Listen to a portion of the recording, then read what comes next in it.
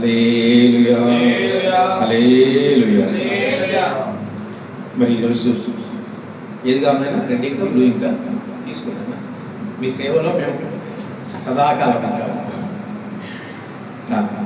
ఈరోజు వాక్య ధ్యానార్థమై లూకా రాసిన సువార్త, లూకా సువార్త 22వ అధ్యాయము 39వ వచనం ఒకసారి చదువుకుందాం. లూకా సువార్త 22వ అధ్యాయము 39వ వచనము ఒకసారి చదువుకుందాం. తరువాత ఆయన బయలుదేరి తన వాడుక చొప్పున ఒలీవల కొండకు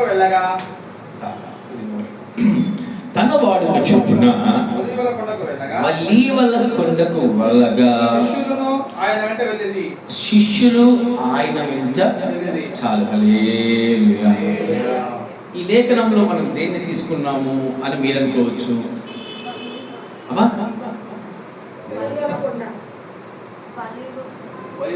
అదే మేము చెప్పాము. అదే ఇంకా ఇంకేం తీసుకొచ్చు దాంట్లో?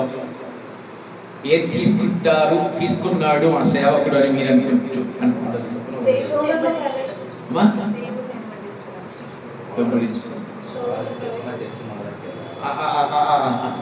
చప్పట్లు కొట్టండి గట్టిగా, చప్పట్లు కొట్టండి గట్టిగా. తరువాత ఆయన బయలుదేరి, అంటే మీరు చెప్పినవన్నీ, నన్ను క్షమించాలి, మళ్ళీ మీరు డిసప్పాయింట్ కావద్దు, మీరు చెప్పినవన్నీ సరైనవే, అన్నీ తీసుకోవచ్చు. కానీ ఈరోజు నేను తీసుకుంది వాడుక చొప్పున. అంటే దీన్ని ఒక్కసారి నేను వివరిస్తాను మీకు. తన వాడుక చొప్పున ఒలీవ కొండకు వెళ్ళగా. వాడుక చొప్పున అంటే ఏంటి? వాడుక చొప్పున అంటే తెలుగులో రాయబడింది. ఇంకా దానికి నానా అర్థాలు ఏం చెప్పొచ్చు మనం? ఇంగ్లీష్లో అడగట్లేదు నాన్న. వాడుక చర్చికి రాసి సెకండరీ థింగ్. వాడుక అంటే ఏంటి? అబ్బా, గట్టిగా కొట్టండి దాని. తెలుగు ఎవరు నువ్వు? వెరీ గుడ్ నాయన, వెరీ గుడ్, వెరీ గుడ్. ఈరోజు వాక్యపు అంశము అలవాటు చేసుకోవటం. ఏంటమ్మా? అలవాటు చేసుకోవటం. వాక్యపు అంశము అలవాటు చేసుకోవటం. నేను ఈరోజు అలవాటు చేసుకోవడం గురించి చెప్తాను. అది మంచి అయినా, అది చెడు అయినా. ఈరోజు మంచి అలవాట్ల గురించి మనం ప్రత్యేకంగా మాట్లాడుకోవాల్సిన అవసరము ఉందా? ఉందా? నీ మంచి కంటే నువ్వు దేనిని జ్ఞాపకం చేసుకోవాలంట ప్రతిదినము? నీ చెడును జ్ఞాపకం చేసుకుంటూ దానిలో నుంచి నువ్వు బయటపడే వ్యక్తిగా నీవు ఉండాలి. ప్రతి దినము మందిరానికి వచ్చేవాడి గురించి మనం ఏం మాట్లాడతాం? జ్ఞానం ఉంటుందా? దేన్ని అలవాటు చేసుకుంటూ ఈ అంత్యకాల దినాల్లో జనాలు నశించిపోతా ఉన్నారు? దేన్ని అలవాటు చేసుకుంటూ ఈ అంత్యకాల దినాల్లో జనాలు పాడైపోతున్నారు అనేది ముందు మనం జ్ఞాపకం చేసుకోవాలి. ఈరోజు అలవాటు దేన్ని చేసుకోవాలో, అలవాటు దేన్ని చేసుకోకూడదో మనుషులకు అర్థం కావట్లేదు. నేను చెప్పాను నాయన, 8:30 కల్లా మీరు ఎక్కడ ఉండాలంట? మందిరంలో పరిచారకులు ఎక్కడ ఉండాలా? 8:30 గంటలకు ఉండాలా. మన పరిచారకులు టైం ఎన్ని గంటలకు వస్తాడు తెలుసా? అయ్య గారు ఎన్ని గంటలకు వస్తాడో తెలుసా? 9:15. ఏమిరా, ఏమైంది? అలవాటు చేసుకుంటున్నాడు నిదానంగా రావటానికి. ఏటా? నిదానంగా రావటానికి అలవాటు. ఈ కాలంలో దేన్ని అలవాటు చేసుకోవాలో జనాలు అర్థం కాని అనుభవాల్లో ఉంటున్నారు. అందుకే నేను చెప్పాను దానియేలుకి, నాకు ఒక 4 ఈత బెత్తలు తెచ్చిపెట్టు. ఏం బెత్తాలమ్మా? ఈత బెత్తాలు బాగా తెలిసే బొంగుల్లోంచి తీస్తారు చిన్నప్పుడు. ఇప్పుడు సన్నగా పొడుగుగా ఉండేది ఈత బొంగుల్లో, దాన్ని ఏమంటారు, వెదురు బొంగుల్లోంచి తీస్తారు. ఆ ఈత బెత్తంతో ఇంతలా కర్రతో కొట్టిన పెద్ద సురు కనిపించదేమో కానీ, లాఠీతో కొట్టిన సురు కనిపించదేమో కానీ, ఈత బెత్తంతో కొడితే ఆ కాళ్ళు ఆ చేతులు ఇటు పెట్టి కొడతారు సార్లకు.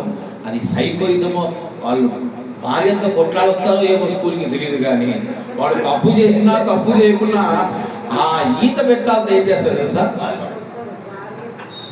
టీచర్లకు ఉండాల్సింది ప్రేమ, సహనము, ఓర్పు, దయ, కనికరము. కానీ మా కాలంలో టీచర్లకు ఫ్రస్ట్రేషన్ ఉండేది. ఇంట్లో కొడుకు కొట్లాడినా ఈడికి వచ్చి బొమ్మలు కొడతారు, భార్య కొట్లాడినా ఈడికి వచ్చి బొమ్మలు కొడతాడు, భార్య టిఫిన్ పెట్టకుండా మా పైన కోపాలు. ఈత బెత్తాలతో కొట్టేవాళ్ళు. 4 ఈత బెత్తాలు పెట్టారనుకో, స్కూల్ ఎన్ని గంటలకు రానికి మామూలుగా అడుగుతున్నా, స్కూల్ ఎన్ని గంటలకు రా? 8:30. అమ్మ ఆఫీస్ ఎన్ని గంటలకమ్మా? 9. నువ్వు 9:30కి వెళ్ళు, ఆమె 10:30కి వెళ్తుంది. రోజు ఏం చేస్తారు? నీకు నీ పరిచర్యకు ఒక దండమని తీసేరా? అవునా కదా? ఇప్పుడు స్కూల్కి వెళ్ళాల్సిన తీయరు. వెనక భాగంలో పైనుంచి కింది దాకా వాతలు పెడతారు. ఏం పెడతారు? నేను కూడా వాతలు పెట్టాలి కదా, ఈత బెత్తాలు తెచ్చి పెట్టండి వచ్చే వారం నుంచి, నేను కూడా వాత పెడతాను. అలవాటు ఏం చేసుకోవాలి? అలవాటు. ఎలాంటి అలవాటు చేసుకోవాలో ఈ కాలంలో క్రైస్తత్వంలో కలిగిన ప్రజలకు కానీ, క్రైస్తత్వంలో కలిగిన కుటుంబాలకు కానీ అర్థం కాని అనుభవాలు ఈ కాలంలో ఉంటూ ఉన్నాయి. అలవాటు అనే మాట చాలా సులువండి. ఈరోజు నేను 7 అంశాలను మీతో పంచుకుంటాను. మన జీవితంలో జరిగేవి, బయటికి కాదు. అలవాటు చేసుకుంటూ ఉంటాం. అది మంచి అలవాటు చేసుకుంటే, దినము రోజు 4 గంటలకు లేచి ప్రార్థన అలవాటు చేసుకుంటే చాలా మంచిది, అలవాటు చేసుకుంటే. కానీ మనం దేని అలవాటు చేసుకుంటాం?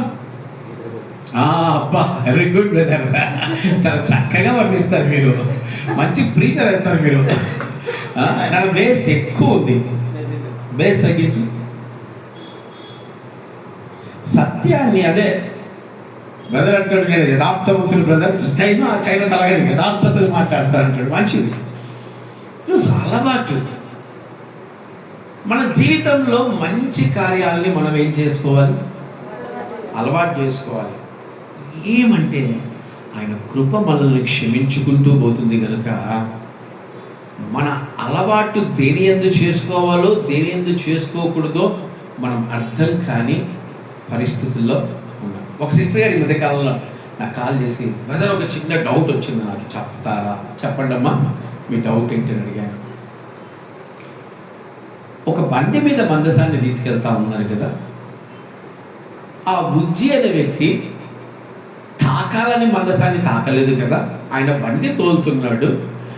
ఆ యొక్క గుంతలో పడినప్పుడు బండిలో ఉన్న మందసం కింద పడిపోతా ఉంది కదా, అది పడిపోకుండా పట్టుకోవడానికి ప్రయత్నిస్తే దేవుడు అతన్ని ఎందుకు చంపాడు అని నన్ను అడిగారు.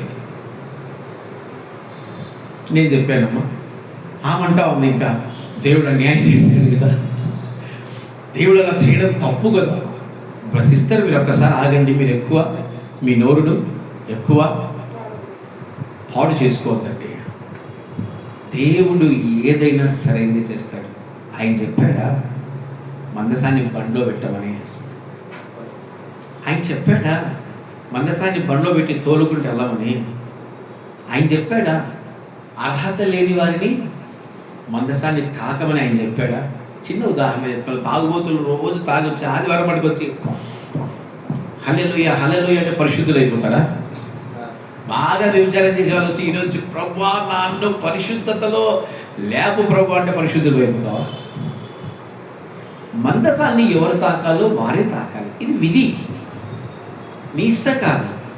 ఈరోజు నువ్వు యేసుక్రీస్తు ప్రభు వచ్చినాక నీకు జాలి దొరుకుతుంది, నీకు కరుణ దొరుకుతుంది, నీకు కృప దొరుకుతుంది. కాబట్టి నువ్వు ఎటువంటి అనుభవాలు ఉన్నపోయి మందసాన్ని కలుసుకుంటా ఉన్నావు. అప్పుడు లేదు, శిక్ష ఉంటుంది. ఏముంటుంది?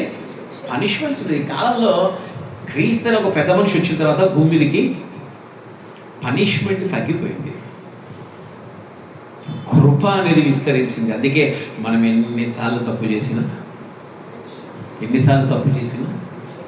ఆయనకి క్షమాపణ దొరుకుతూ ఉంది. మనం పనికి మాలిన అలవాటును చేసుకుంటున్నా కూడా క్షమాపణ దొరుకుతుంది. ఆ కాలంలో అహరోను కుమారులు ఇద్దరు మద్యం సేవించి ఒకటి వేయాల్సిన ధూపమును ఇంకొక ధూపం వేసినందుకు ఏమైపోయారు తెలుసా?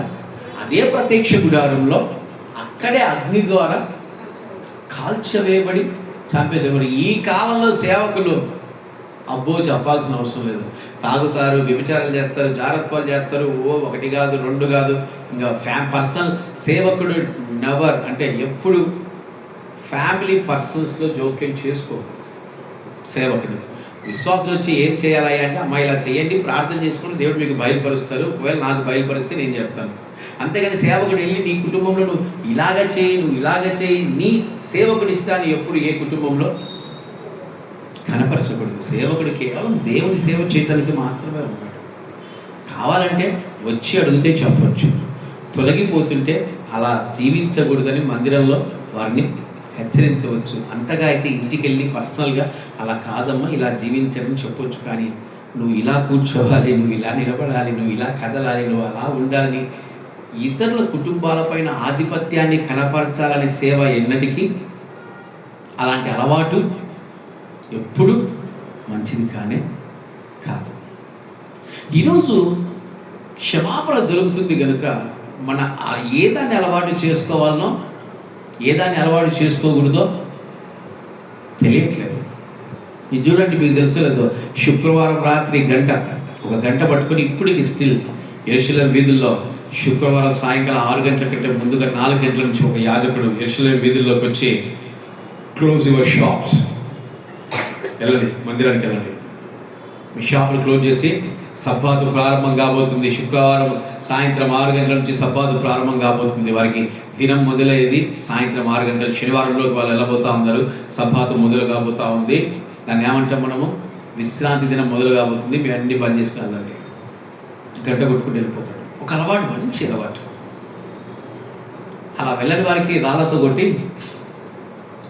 కొట్టి చంపేస్తారు. ఆ రోజు పని చేసిన వాళ్ళకి. ఇప్పుడు మనల్ని కొడితే ఏసయ్యొద్దు, మాకు పాడొద్దు, మేము వెళ్ళి ఏం చేసుకుంటాం, మా విగ్రహాలు మనం అనుకుంటాం ఇశ్రాయేలు ప్రజల్ని చాలా హీనపరుస్తుంటాం, మనము చాలా నీచంగా చూస్తూ ఉంటాం. అసలు వాళ్ళు దేవుని ఎదురు నిలబడలేకపోయారు, వాళ్ళు దేవుని ఎదురు మంచి కార్యాలు చేయలేకపోయారని వాళ్ళని చాలా నీచంగా అనుకుంటా, అంటే చులకన చేసి మాట్లాడతాం.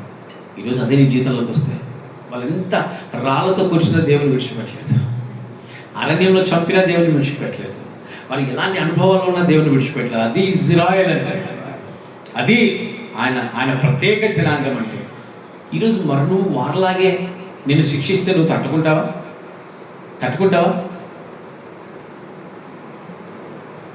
ఈ కాలంలో మన జీవితాల్లో ఏదైనా ఆశీర్వాదం రాకుంటే ఫస్ట్ ఎవరిపైన ఎత్తి చూపిస్తాం? ఎవరిపైన? You are the culprit. ఆ మాటలు అంటే ధైర్యం కావాలి. మనం చాలా ఈజీగా అంటాం, నీ వల్లనే జరిగింది, ఈమె జీవితంలో, ఇతని జీవితంలో చెడు జరిగిందంట. ఎవరి వల్ల జరిగిందంట? ఆయన వల్లే జరిగిందంట. అది ఎంత ఘోరమైన తీర్పు తెలుసా? ఎవరిని తీర్పు తీరుస్తున్నాం మనం? ఎవరిని? దేవుడైనా యెహోవాను తీర్పు తీర్చలేరులే, ఉన్నాడుగా మధ్యలో, పెద్ద ఆయన అన్నిటికీ ముందుంటాడు. ఎవరు? ప్రభు అయిన యేసుక్రీస్తు. ఎన్ని అన్నా తుడుచుకొని పోతాడుగా, ఎన్ని అన్నా క్షమించుకొని పోతాడుగా. నువ్వు ఎలాంటి అనుభవాల్లో ఉన్నా నిన్ను కాపాడుతాడుగా. ఇంతసేపు పాడుకున్నాగా, కృపయే నేనేమయ్యున్నాను. నిజమే, మనం ఏమయ్యున్నా ఈ భూమి మీద ఉన్నామంటే అది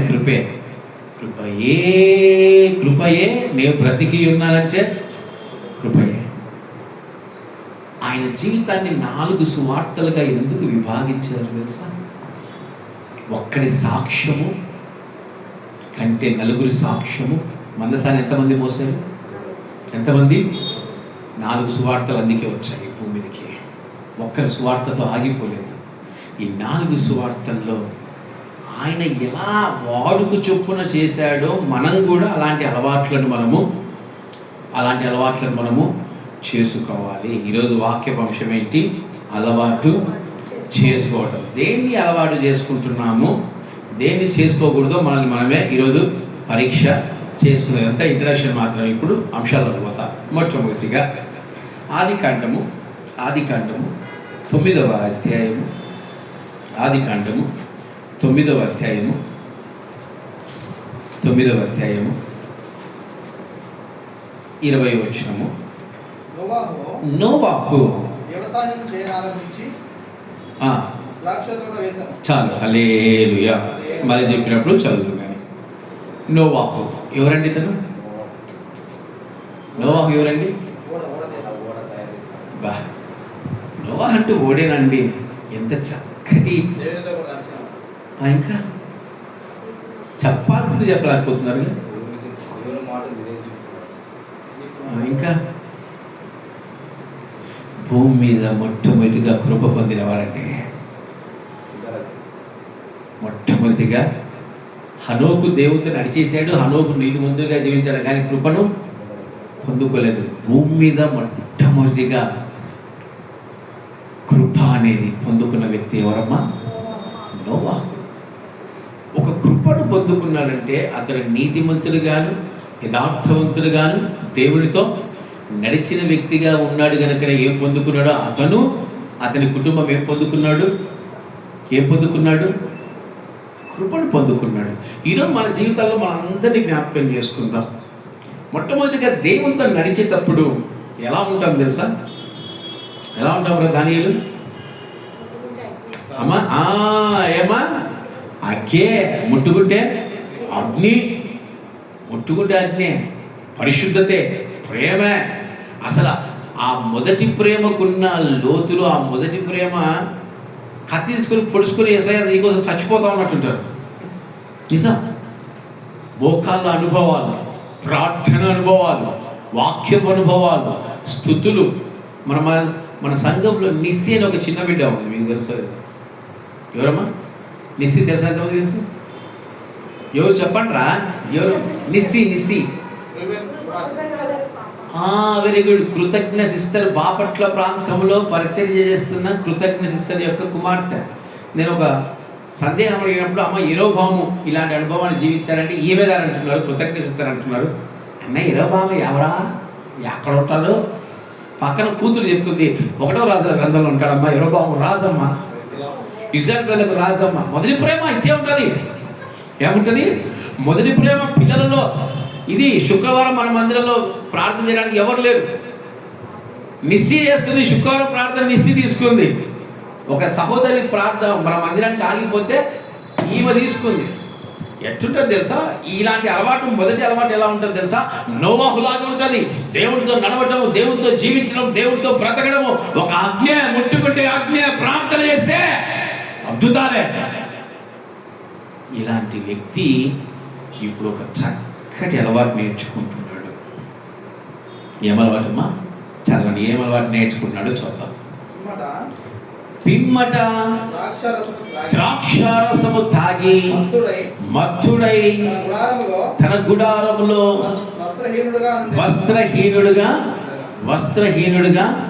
ఉండెను. ఏం నేర్చుకున్నాడు కొత్తగా?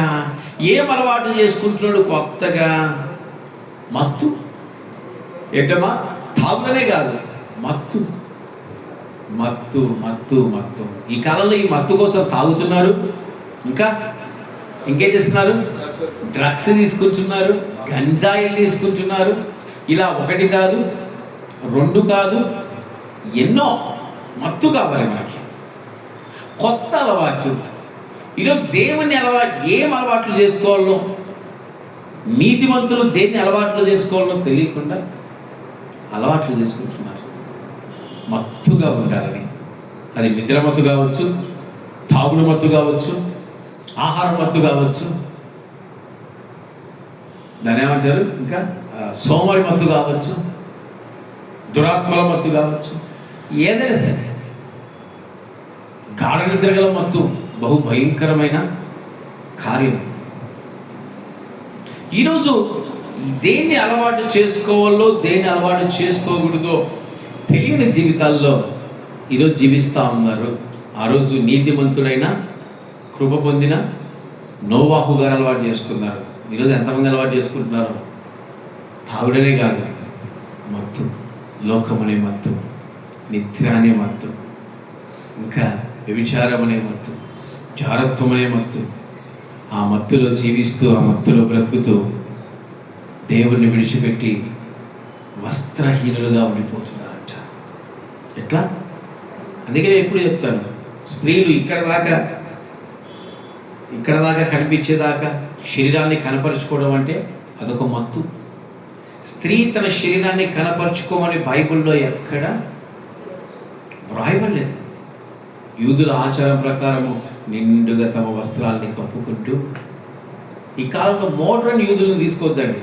కొంతమంది ఒక సహోదరి అండి, మీరు అలా ఉండకూడదమ్మా, మందిరంలో కానీ క్రైస్తత్వంలో కానీ మీరు స్త్రీలు మహిమకరంగా ఉండాలి, చించుకొని ఇరబోసుకొని కనపరుచుకొని శరీరాన్ని జీవించొద్దన్నమాట. ఇప్పుడు యూదులు కూడా మోడ్రన్ యూదులైనారు. ఎత్తబడతారా వాళ్ళు? ఏమన్నా ఎవరిని నువ్వు తీసుకోవాలా? మోడ్రన్ యూదులు తీసుకోవాలా నువ్వు మాదిరికరంగా? ఎవరిని తీసుకోవాలి?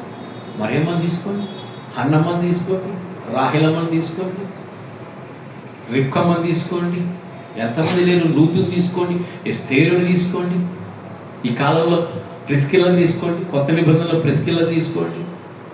ఆ పేరు వస్త్రాలు అంటారు, ముగ్గు పిండి అమ్ముకుంటే స్త్రీ, ఆమెను తీసుకోండి. ఎంతమంది లేరు చెప్పండి. ఈరోజు మత్తు ఏం కావాలి మనకి? మత్తులోంచి బయటికి రండి.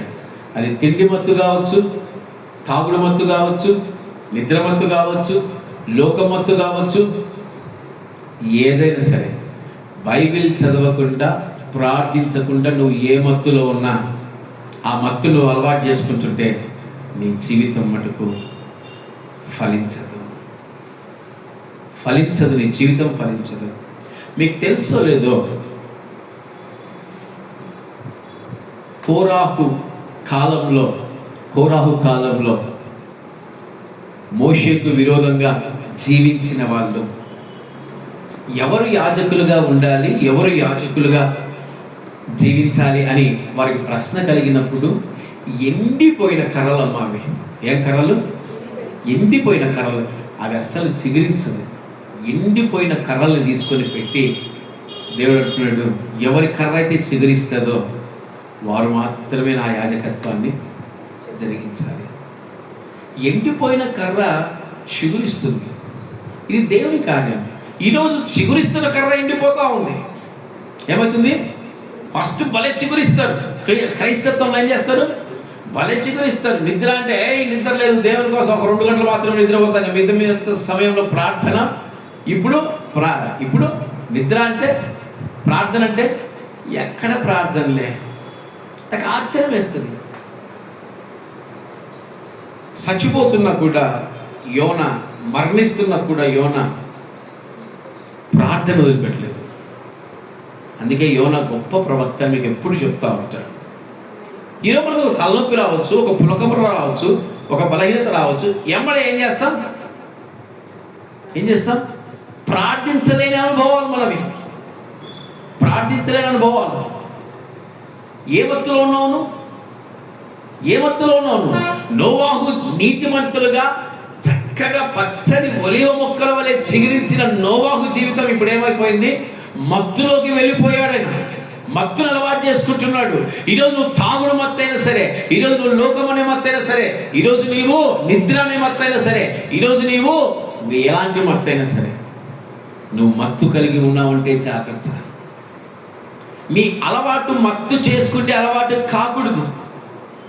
ఈరోజు నువ్వు వాక్యానికి ఎంత సమయం ఇస్తున్నావు దినంలో? ఈరోజు నువ్వు ప్రార్థనకి ఎంత సమయం ఇస్తున్నావు దినంలో? రేపు ఆయన వచ్చి నీ ఎదుట నిలబడితే అసలు నీ తల నువ్వు ఎత్తుకోగలవా?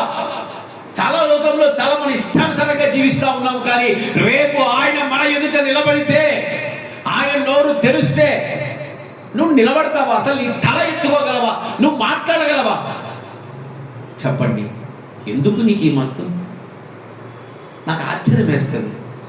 పునరుద్ధానం రోజు 4 గంటలకు లేచి ప్రార్థన చేసినప్పుడు 5 గంటలకు అయిపోయినప్పుడు 5 గంటల నుంచి నేను చాలాసార్లు డప్పేసి కొట్టు, నేను ఇంకా ఏదేసి కొట్టు, 5 గంటల నుంచి పునరుద్ధాన దినం రోజు యొక్క 5 గంటల నుంచి 9:30 మన మందిరం ప్రారంభం ఎప్పుడు? 9:30 గంటలకు. 5 గంటల నుంచి 9:30 గంటల వరకు అసలు ఏం చేస్తారో నాకు అర్థం కాదు. నేను ఎంత ఆలోచించు, ఒకవేళ నీళ్లు హీటర్లో కాంచుకుంటే ఒక మనిషికి 15 నిమిషాలు చొప్పున కాంచుకుంటే గంట వేసుకో స్నానాలకి.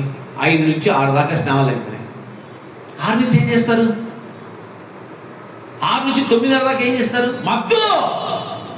ఏది మత్తు? నోవాహు కలిగిన మత్తు ఈరోజు మనం కూడా కలిగి ఉంటున్నాం. ఈరోజు నువ్వు మత్తులో ఉండి దేవా నన్ను కాపాడు, దురాత్మారాధన చేసినట్టు ఉంటుంది. నువ్వు తాగుతూనే మత్తు కాదమ్మా. ఈరోజు నీ నిద్రనే మత్తులో నువ్వు ఆరాధన చేసినా కొంతమంది ప్రార్థన చేయవచ్చు.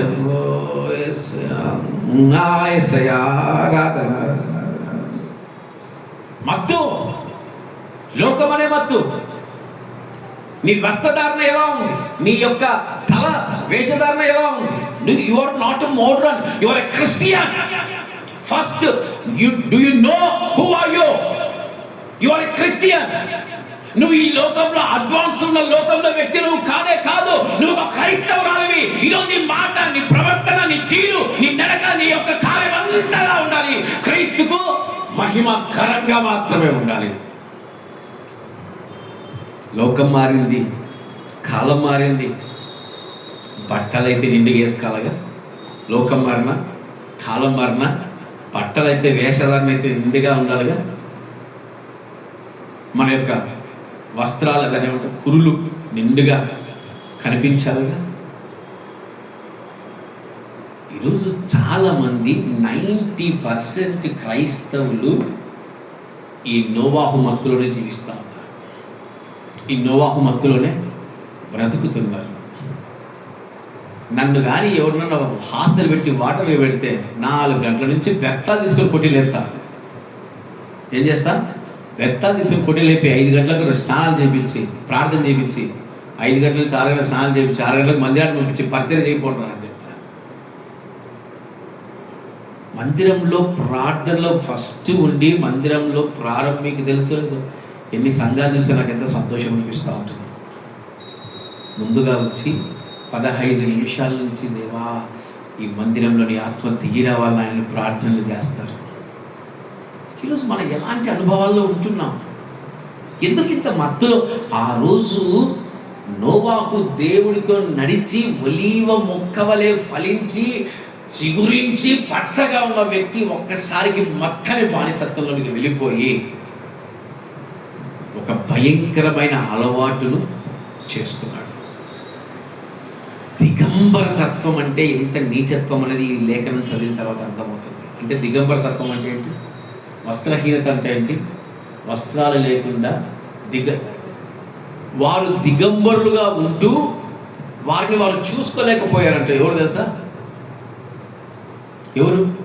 దిగంబరులమని వారు తెలుసుకొని వారిని వారు చూసుకోలేక వారు దాక్కున్నారు. ఎవరు వారు? ఈరోజు మన దిగంబర తత్వాన్ని మనమే చూసుకోలేము. అందుకే మనకు ఎంబడే దేవుడు వచ్చి వారికి ఏం చేశాడు? వారికి వీటిలో వస్త్రాలు కుట్టుకోవాలన్న ఆ జ్ఞానం కూడా లేదు. ఆయన వచ్చి ఒక జంతువు యొక్క చర్మం తీసి, మొదటి బలి అప్పుడే జరిగిపోయింది, చర్మం తీసి ఆ జంతువు యొక్క చర్మంతో ఏం కట్టి కుట్టాడు? వస్త్రాలు కుట్టి వారికి వేసాడు. ఈయన తాగి నీతిమంతుడుగా ఉన్న వ్యక్తి, ప్రపంచమంతా మునిగిపోయిన ఈయన మాత్రం జీవించిన వ్యక్తి, దేవుడికి మహిమకరంగా నడిచిన వ్యక్తి, దేవుడికి మహిమకరంగా జీవించిన వ్యక్తి. నా గత అనుభవాలు, నేను క్రీస్తుని నమ్మినప్పటి నుంచి ఇప్పటి వరకు 10 సంవత్సరాల వరకు నేను దేవుడికి నీతిమంతుడుగా ఉన్నానంటే ఇప్పుడు ఎలా ఉన్నా? మా పాత బరగొడ్డు 10 లీటర్లు బాగుంది. ఇప్పుడు బరగొడ్డు, అదే బరగొడ్డు ఇప్పుడు ఎన్ని లీటర్లు ఇస్తుంది? బరగొడ్డులో సత్తు తగ్గుతుందా? ఫోన్లో 8 లీటర్లు ఇవ్వాలిగా, 2 లీటర్లు ఇస్తే ఎట్లా? 2 లీటర్లు ఇస్తే ఎట్లా? ఆలోచించండి. ఈరోజు మత్తులో పడద్దని, మత్తును అలవాటుగా చేసుకోవద్దని. అది తాగుడు కావచ్చు, అది లోకం కావచ్చు, అది నిద్ర కావచ్చు, అది దురాత్మలు కావచ్చు, ఇంకా ఏదైనా కావచ్చు. మత్తులో మునగొద్దండి, మత్తులో ఉండొద్దండి. ఈరోజు మ్యూజిక్ అనేది కూడా నా దృష్టిలో ఒక మత్తు. ఈ మత్తులో ఉంటే ఆ మ్యూజిక్లో ఉన్నంతవరకు ఆనందిస్తాం. మ్యూజిక్ అయిపోయిన తర్వాతే ఏం జీవితం, ఏం క్రైస్తత్వం, ఏం బతుకు, ఏం దీప. ఈరోజు మనం ఏ దాంట్లో మత్తులో ఉండాలి తెలుసా? క్రీస్తు అనే మత్తులో ఉండాలా. ఆయన మనలో కనిపించాలా? మనలో మనం కాదు కనిపించాల్సింది, ఎవరు కనిపించాలి? అలవాటు చేసుకోవద్దండి.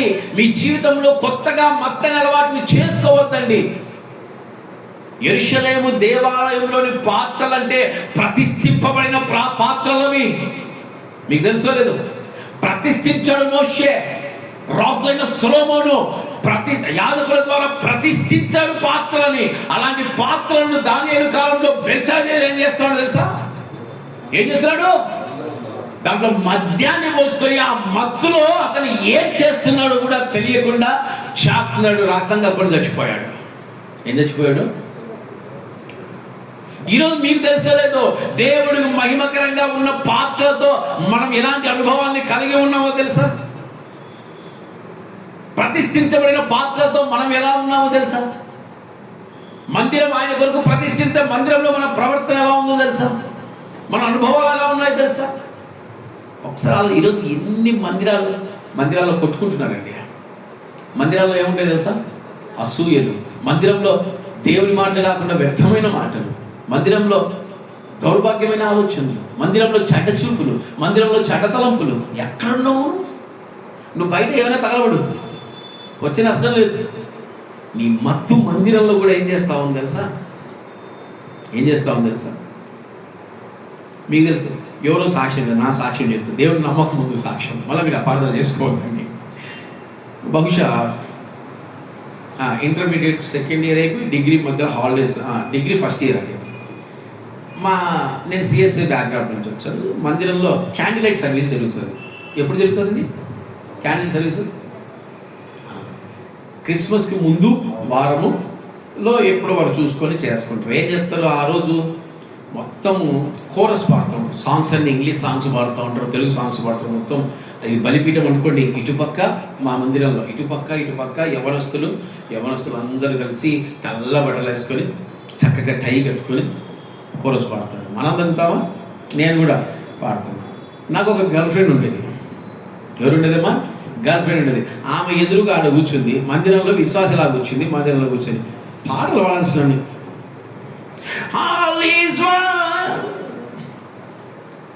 ఏం చేస్తున్నావు మందిరంలో కూడా నాకు తెలియదు. వాక్యం చెప్తుంటే అయ్యారు సైట్ కొడతా ఉన్నాను. ఏం కొడతా ఉన్నామా? సైట్ కొడతా ఉన్నా. ఎంత దౌర్భాగ్యంలో అప్పుడు తెలియలే. ఈ కాలము ఆయన మందిరం అనే తత్వం కూడా చచ్చిపోయింది. మందిరంలో ఏం చేస్తున్నాం? అసలు మందిరం అంటే ఏంటి? సేవకులు చెప్పాలమ్మా. నాకు తెలియదు కూడా. నాకు తెలిసింది ఏంటి? ఎంత ఘోర పాపినైనా నా యేసయ్య క్షమిస్తాడు. ఈరోజు చేసిన యేసయ్య రేపు మళ్ళీ ఇదే పాపం చేస్తావు, మళ్ళీ క్షమించు. నువ్వు రక్తాన్ని చిందించింది అందుకే. మా పాస్టర్లు నాకు చెప్పింది అదే. ఎంత ఘోర పాపినైనా యేసు క్షమించాడు. నువ్వు పాపాలు చేస్తాడు, క్షమిస్తాడు. పాపాలు చేస్తాడు నాకు చెప్పలే. ఒకసారి నువ్వు పాపం చేస్తే క్షమిస్తాడు, నువ్వు 24 గంటల పాపాలు చేస్తే క్షమించాడు నాకు యా సేవకుడు చెప్పలే. ఆయన ఉగ్రుడై వస్తున్నాడు యూదా గోత్ర సింహం యా సేవకుడు చెప్పలే. యేసయ్య దగ్గర పాపం చేస్తే ఆయన శిక్షిస్తాడు యా సేవకుడు చెప్పాలా? చెప్పాలా? క్రీస్తు అంటే కరుణామయుడు అనే చెప్పాలా, క్రీస్తు అంటే కృపామయుడు అని చెప్పాలి. కానీ క్రీస్తు కూడా పాపం చేస్తే క్షమించడని కూడా చెప్పాలా? సేవకులు చెప్పాలి, నాకు చెప్పలే. కరుణామయుడు కదా, ఎంతైనా సైట్లు కొట్టుకోవచ్చు. కరుణామయుడు కదా, తాగి మందిరాలకు వచ్చి ఆ వెనక దచ్చుగా కూర్చుంటారు. మా మందిరాలు తాగి వచ్చి చైర్స్ ఉంటాయి పెద్దవాళ్ళు, ఆడ కూర్చొని సైలెంట్గా నిద్రపోతారు. వదిలో నాకు అర్థం కాదు. వాక్యం చెప్తుంటే తాగుబోతులు నిద్రపోతారు, తాగునలు కూడా నిద్రపోతుంటారు. వాక్యం చెప్తుంటే అంత మత్తు ఉంటుందేమో అర్థం కాదు నాకు. జ్వలపాట అన్నట్టు ఉంటుందేమో నాకు అర్థం కాదు. మందిరంలో నిద్రపోతా అంటే గుర్తుపెట్టుకోండి, దురాత్మల సమూహం మీలో ఉన్నట్టు. వాక్యం అందు మీకు ఆసక్తి లేని గుర్తుపెట్టుకోండి, దురాత్మలు మిమ్మల్ని ఆవరించి అని అర్థం. నిద్రపోతే మందిరంలో వచ్చేది నిద్రపోవడానిక? ఎందుకు? పరలోకం నుంచి మీ కొరకు బయలుపరచబడుతున్న ప్రభు అయిన యేసుక్రీస్తు మాట. భయపడాలి, మాట కోసం ఎదురు చూడాలి. ఈరోజు ఏం మాట్లాడుతున్నావు ప్రభు? ఈరోజు నన్ను ఎలా సరి చేస్తున్నావు ప్రభు? ఈరోజు నన్ను ఎలా బాగు చేస్తున్నావు నాయన? ఈరోజు నీవు నాకు ఇస్తున్న ఆ అమూల్యమైన మాట ఏంటి దేవా? ఆశ కలిగి రావాలి. సోమవారం మొదలుకొని శనివారం వరకు మేము ఎదురు చూస్తాం ఆయన వాక్కు కోసం. ఆదివారం నువ్వు ఏం మాట్లాడుతున్నావు? ఆయన మాట్లాడుతుంటే మీకు తెలుసలేదో, ఇక్కడ నేను వాక్యం చెప్తున్నా, నాతో మాట్లాడుతున్నావు దేవా, నేను ఆనందపడతా ఉంటా, నన్ను నేను సరి చేసుకుంటా ఉంటా. కానీ ఈ కాలంలో ఎలా ఉన్నారు? వాక్యం చెప్తే నా గురించే చెప్పినాడు, నేను రాను మందిరానికి. ఆయన ఎప్పుడు నా గురించే మాట్లాడతాడు. నీ గురించి నేను కాదు మాట్లాడేది, నీ గురించి ఆయన మాట్లాడుతున్నాడు. ఎవరు మాట్లాడుతున్నాడు? సరి చేయబడని వ్యక్తి నీవెందుకు క్రైస్తత్వంలో? సరి చేయబడని వ్యక్తి ఎందుకు నువ్వు క్రైస్తత్వంలో? ఆలోచించు.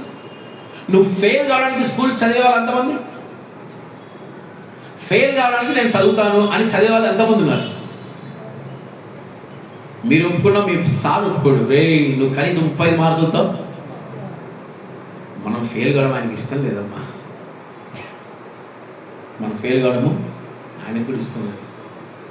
ఈరోజు నువ్వు ఎలాంటి అలవాటు చేసుకున్నాడు అయ్యగారు నోవాహు? మత్తు. ఈరోజు దయచేసి ఏ మత్తులో ఉండద్దమ్మా. ఆయన తాగుడు మత్తు. బెల్షాజరు తాగుడు మత్తులో దేవుడి ఉపకరణాలను, ప్రతిష్ఠించబడిన ఉపకరణాలను ముట్టుకొని పాడైపోయాడు. జాగ్రత్త. ఈరోజు మన ఆత్మీయ జీవితంలో, మన మందిరంలో మన ప్రవర్తన కానీ, మన కుటుంబంలో మన జీవితం కానీ, సేవకుడు ఇంట్లో అడుగు పెడితే స్తుతులు వినిపించాలి. సేవకుడికి ఇంట్లో అడుగు పెడితే డామ్ డోమ్ డోసుకుని దురాత్మలు కేకలు పెట్టి అనుభవాలు రాదు. నేను చాలాసార్లు చెప్పాను సాక్ష్యం. 2 భార్యాభర్తలు బాగా ఫైటింగ్లో ఉన్నారు. సేవకుడు ఎందుకో వారి కుటుంబానికి వచ్చి తలుపు కొడితే కిటికీలోంచి భార్య వచ్చి అయ్యగారు వచ్చారు. అప్పుడు దాకా చుట్టూ పట్టుకొని బట్టలు దించుకున్న వాళ్ళు ఎంబడి పోయి అయ్యగారు తెల్ల డ్రెస్ వేసుకొని వచ్చాడు. అమ్మగారు పోయి క్షీరకు పొంగేసుకుని అయ్యగారు ప్రైజ్ దళ రండి కూర్చోండి, అయ్యగారికి కాఫీ పెట్టు పోయి కాఫీ తీసుకొచ్చి ఎంత ప్రేమ నడిచారు. మళ్ళీ అయ్యగారు పోతే ఈ కాఫీ తీసి ఆయన మొగాలు మళ్ళీ కొట్టాడు. ఏ మత్తులో ఉన్నాం మనం? ఏ మత్తులో ఉన్నాం? జాగ్రత్త. మన అలవాటు చేసుకోలేదు. వాక్య అంశం మరొకసారి చెప్తున్నాను. అంశం చెప్పకుండా మీరు వాక్యం ఉంటే మీకేం అర్థం కాదు. వాక్య అంశము అలవాటు చేసుకోవాలి. దేన్ని అలవాటు చేసుకుంటున్నావు? మత్తుని. అది ఏ మత్తు కావచ్చు, తాగుడు మత్తు కావచ్చు. ఈ కాలం అంటే నేను ఎప్పుడు చూడలేదమ్మా. మా ఆంధ్రాలో, అంటే నేను తెలంగాణ హీన పరిస్థితులు దయచేసి అనుకోవద్దండి, చూడలేదు. మేము ఆంధ్రప్రదేశ్లో పుట్టాము, రాయలసీమలో పుట్టాము, రాయలసీమలో పెరిగాము. ఆడవాళ్ళు మద్యం తాగటం నేను చూడలేదమ్మా. అది ఎందుకో మా కళ్ళలో పడలేదు. ఒక కొడుకు తండ్రి ఎదుగు తాగడానికి కూడా భయపడతాడు. మాకు లేదు. ఒకసారి తెలంగాణకు వచ్చిన తర్వాత, కొత్తలో వచ్చిన తర్వాత మా మిస్సెస్ని పిలిచారు. ఇంటికి ఏదో ఫంక్షన్ జరుగుతుంది, భోజనాలు పెడతారు రండి అంటే, సరే మనకు తెలిసిన వాళ్ళు కదా అని వెళ్ళాను. ఆమె కూర్చుంది, ఆమె ముందే సేవకురాలు. ఆమె కూర్చుంటే గ్లాసు పెట్టారు, గ్లాస్లో పోసారు, తాగు. ఆమెకు అర్థం కాక లేచి అన్నం కూడా తినకుండా పారిపోయి ఇంట్లోకి వచ్చి భయపడుతుంది. ఏది ఇంత ఒరిగిపోతున్నావు? అన్న ఎక్కువ అన్నం తిన్నావన్నా? కాదు, మందు వస్తున్నారు, అది తాగమంటున్నారు.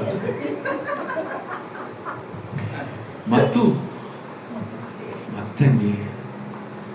ఈరోజు లోకమనే మత్తులో సౌలు తన జీవితాన్ని నాశనం చేసుకున్నాడు. లోకమనే మత్తు. దయచేసి లోకాశలు మనకెందుకమ్మా? లోకాశలు మనకెందుకు? లోకంలో అందరు గొప్పగా ఉంటారు. మనం ఎలా ఉండాలి? We are separated people. మనకు ఒక పేరు ఉంది. ఏం పేరు? క్రిస్టియన్స్. క్రైస్తవులం, విశ్వాసులం అండి మనము. ఈరోజు మత్తులో ఉండొద్దండి దయచేసి. నిద్ర అనే మత్తులో కానీ, తాగుడనే మత్తులో కానీ, లోకమనే మత్తులో కానీ, మందిరాన్ని పాడు చేసే మత్తులు కానీ దయచేసి మీరు కలిగి ఉండొద్దండి. ఇలాంటి అలవాటు మీ జీవితంలో ఉండకూడదు. మందిరం అంటే అదే ఎప్పుడు చెప్తాను నేను, స్కూల్కి ఏమో 10 నిమిషాల ముందు ఉంటారు, ట్రైన్కి 9:30 గంటలు ఉంటే ట్రైను. నాలాంటి వాడైతే 8:30కి పోయి కూర్చుంటాడు. నిజం, నన్ను అందరూ ఎగతాలు చేస్తారు. ట్రైన్ 9కి అయితే అన్న 8 గంటలకు తీసుకుపోయి స్టేషన్లో కూర్చోబెడతాడు. ఈయన ఏందో మాకు నేర్పించారు, మా స్కూల్లో డిసిప్లిన్ నేర్పించారు, మా తల్లిదండ్రులు నేర్పించారు, మా నాన్నలాగా నేను అంతే. ఆయన 7:30కు ట్రైన్ అంటే 6:30కి తీసుకుపోయి కూర్చోబెడతాడు. 5:30 నుంచి సిద్ధపాటు చేస్తాడు. లేయండి, గంట ముందు ఉండాలి స్టేషన్లో మనము. ఆయన అంతే. మందిరం 10 గంటల కంటే 9 గంటలకే మందిరంలో ఉంటాడు. ఆయన డిసిప్లిన్ మాకు నేర్పించారు. ఈరోజు మీరు సంపాదించుకునే సంపాదనలకేమో బయోమెట్రిక్ పెట్టినారంటే సచ్చింది కూడా. అమ్మ 5 నిమిషాలు లేనిది ఏం చేయాలి? ఎవరికి చెప్పుకోవాలమ్మా సమాధానము? ఎవరికి చెప్పుకోవాలా? స్కూల్లో 8:30 రాకుండా ఏం చేస్తారా? ఏమయ్యా ఏం చేస్తారు? చీరేస్తారు సార్లు. మోకాలు ఎక్కడ? స్కూల్ బయట. మేము గవర్నమెంట్ స్కూల్ చదువుకున్నాం అమ్మా, నిజం చెప్తున్నాను. 9 గంటల స్కూల్ అంటే మేము 8 గంటలకే స్కూల్లో ఉంటాం. ఎందుకు అడగలే? ఎందుకు ఆడుకుంటాం.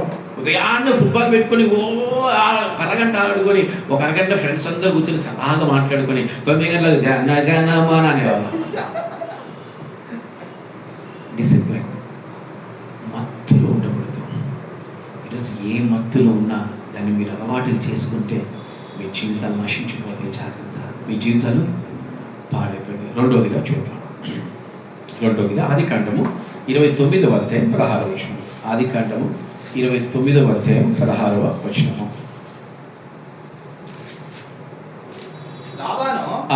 లాబానికి 2 కుమార్తెలు ఉండేది. వారిలో పెద్దదాని పేరు లేయా, చిన్నదాని పేరు రాహేలు. లేయా జబ్బు కన్ను గలది, రాహేలు రూపవతియు సుందరియునై ఉండెను. యాకోబు రాహేలు ప్రేమించి, అబ్బా నీ చిన్న కుమార్తె అయిన రాహేలు కోసము నీకు 7 సంవత్సరాలు కొలువు చేసేదనని. హల్లెలూయా, హల్లెలూయా. ప్రేమ కోసము రెండోది అంశం, రెండోది సైడ్ హెడ్డింగ్. ప్రేమ కోసము బానిసత్వాన్ని అలవాటు చేసుకున్న వ్యక్తి తను. ఏంటమ్మా? ప్రేమ కోసము బానిసత్వాన్ని అలవాటు చేసుకున్న వ్యక్తి. ఈరోజు లోక ప్రేమల కోసం మనం ఏం చేసుకుంటున్నాం తెలుసా? మనం బానిసలుగా మారిపోతున్నాం. ఎవడు ఒప్పుకుంటాడు? ఎవడికి ఇష్టం అమ్మా బానిసలుగా జీవించటం? ఎవడికి ఇష్టం బానిసలుగా బ్రతకటం? ఈయనకీయన ప్రపంచంలో నా వంటి ఈ వ్యాలంటైన్ అంటారు అనకూడదు. యాకోబు టైన్ అలా. వ్యాలంటైన్స్ డే కాదు, యాకోబు లవర్స్ డే అనో, లేకపోతే యాకోబు వ్యాలంటైన్స్ డే అలా తెలియదు పాపం ఎవరికి, అన్యులకు ఎవరికి తెలియదు. ఆ వ్యాలంటైన్ చచ్చిపోయాడు కాబట్టి ఆయన తెలుసు. దాని గురించి మాట్లాడుకుంటున్నాం ఈరోజు. ప్రేమ కోసము తనకు తాను బానిసగా మారిపోయిన వ్యక్తి. ఈరోజు లోక ప్రేమల కోసము మనం కూడా ఏమవుతున్నాం తెలుసా? బానిసలుగా జీవించడానికి అలవాటు అయిపోతా ఉన్నాం. లవ్ ఎట్ ఫస్ట్ సైట్ అంటే ఈ కాలంలో నమ్మేవాళ్ళం కాదు. ఈ వాక్యం జరిగిన తర్వాత అర్థమైంది. యాకోబు రాహేలును చూసినప్పుడు గట్టిగా కౌగిలించుకొని ముద్దు పెట్టి ఇంటికి పంపిస్తే ఆమెను చూసి ఇంటికి వచ్చి నాయన నాకు ఒక పని అప్పచెప్పు అని అంటాడేమో అంటే అది లేదు. నీ చిన్న కుమార్తె నాకు 7 సంవత్సరాలు నీకు బానిసగా ఉంటాను. ఈ ప్రపంచంలో ఇచ్చాడు ప్రేమ నేను ఎక్కడా చూడలేదయ్యా. యాకోబు దగ్గర చూస్తున్నాం. ఈరోజు మనం కూడా అంతేగా. ఈరోజు లోక ప్రేమలకు బానిసలైపోయి దేవుడి కార్యాలను నిర్లక్ష్యపరుస్తూ ఉన్నాము. లోక ప్రేమలకు బానిసలుగా మారిపోయి దేవుడి కార్యాలని అస్సలు చేయకుండా మానేస్తున్నాం. నా కూతురంటే నాకు చాలా ప్రేమ, నా కొడుకు అంటే నాకు చాలా ప్రేమ, నా స్నేహితురాలంటే నాకు చాలా ప్రేమ. స్నేహితులు పిలిస్తే మందిరంతో కూడా సంబంధం లేదు, వెళ్ళిపోతారు. స్నేహితులు పిలిస్తే మందిరంతో కూడా సంబంధం లేదు, వెళ్ళిపోతారు. లోక ప్రేమలకు ఎందుకు ఆకర్షణగా మారిపోతున్నారు? ఈరోజు దాన్ని అలవాటు చేసుకుంటాము. ఏం చేసుకుంటున్నాం? కొంతమంది ఉన్నాం అంటే మా చిన్నప్పుడు మాకు తెలియదుగా, వాక్యం తెలిస్తే ఇప్పుడు జాగ్రత్త పడతాం. చిన్నప్పుడు 6th క్లాస్ నుంచి 10th క్లాస్ దాకా నరేష్ అని నాకు ఒక స్నేహితుడు ఉండేవాడు. వాడు అన్యుడు, విగ్రహారాధకుడు. క్రిస్మస్కి నేను వాడిని భోజనానికి పిలుస్తా, వాడు ఇంటికి వచ్చి వాడు భోజనం చేసిపోతాడు. సుభాన్ అనే ముస్లిం ఉన్నాడు, వాడు క్రిస్మస్ పిలుస్తా, వాడు రంజాన్ రోజు నేను వెళ్తాను. ఈ రంజాన్ రోజు నాకు పెద్దగా అనిపించదు, ముస్లిమ్స్ పెద్దగా అనిపించదు. కానీ నరేష్ నా ఫ్రెండ్ ఇంటికి వెళ్ళినప్పుడు విగ్రహాల దగ్గర నైవేద్యం పెట్టి పూజ చేసి అవే మాకు వడ్డించేవాళ్ళు. మాకేం తెలుసు? మా పాస్టర్లు చెప్పింది నాకు ఒకటే, కరుణామయుడు, కృపామయుడు, దయామయుడు, విగ్రహాలకు పూజించిన వాటిని తినకూడదని ఆ రోజు మా పాస్టర్ గారు నాకు చెప్పింది లేదు. వాస్తవం చెప్తున్నా, చెప్పింది లేదు. ఈరోజు సేవకుడిని బట్టి విశ్వాసుల ఆత్మీయ జీవితాలు చక్కగా ఉంటాయి. గుర్తుపెట్టుకోండి, సేవకుడు కరుణాలో కృపలో ఉంటే నాకు తెలియదు. నేను ఏదో ఒక హిందూ అమ్మాయిని మనకు నా జీవితం వెనక జీవితం ఒక అద్భుతంగా ఉంటుంది. ఒక హిందూ అమ్మాయిని ప్రేమించినప్పుడు ఆమె కోసం బుట్టు పెట్టుకొని ఆమె కోసం పోయి మహానందిలో శివుడి దగ్గర చొక్కా ఇప్పుకొని పూజలు చేసుకుని బయటకు వచ్చి ఆ పులిహోరు బాగుంటుంది వాళ్ళ ప్రసాదం. మనకేం తెలుసు? మా పాస్టర్ గారు చెప్పలేదు. పులిహోరు ఒకటి ఇస్తే ఒకటి కాదన్నా 4 ప్యాకెట్లు ఇవ్వని బయట కూర్చొని 4 ప్యాకెట్లు కడుపు నిండా అరగించి లడ్డు ఇచ్చేవాళ్ళు. తిరుపతి లడ్డు, మహానంది లడ్డు. ఆ లడ్డు అబ్బా ఏమి రుచిరా అని తినేవాళ్ళం. మాకు చెప్పలేదమ్మా, చెప్పలేదు. నిజంగా అలవాటు చేసుకున్నాం. విగ్రహాలకు బలిక్షలు తిన్నాం, అలవాటు చేసుకున్నాం.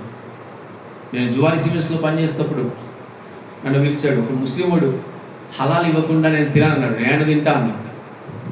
బలిచ్చిన నేను తింటా అంటే ఏమి వాడు తినడు నువ్వు తింటావు. మా ఏసే క్షమిస్తాడు, ఏదానైనా క్షమిస్తాడు, మాకు సంబంధం లేదు. మా పాస్టర్ గారు నాకు అదే చెప్పారు, కరుణామయుడు కృపామయుడు.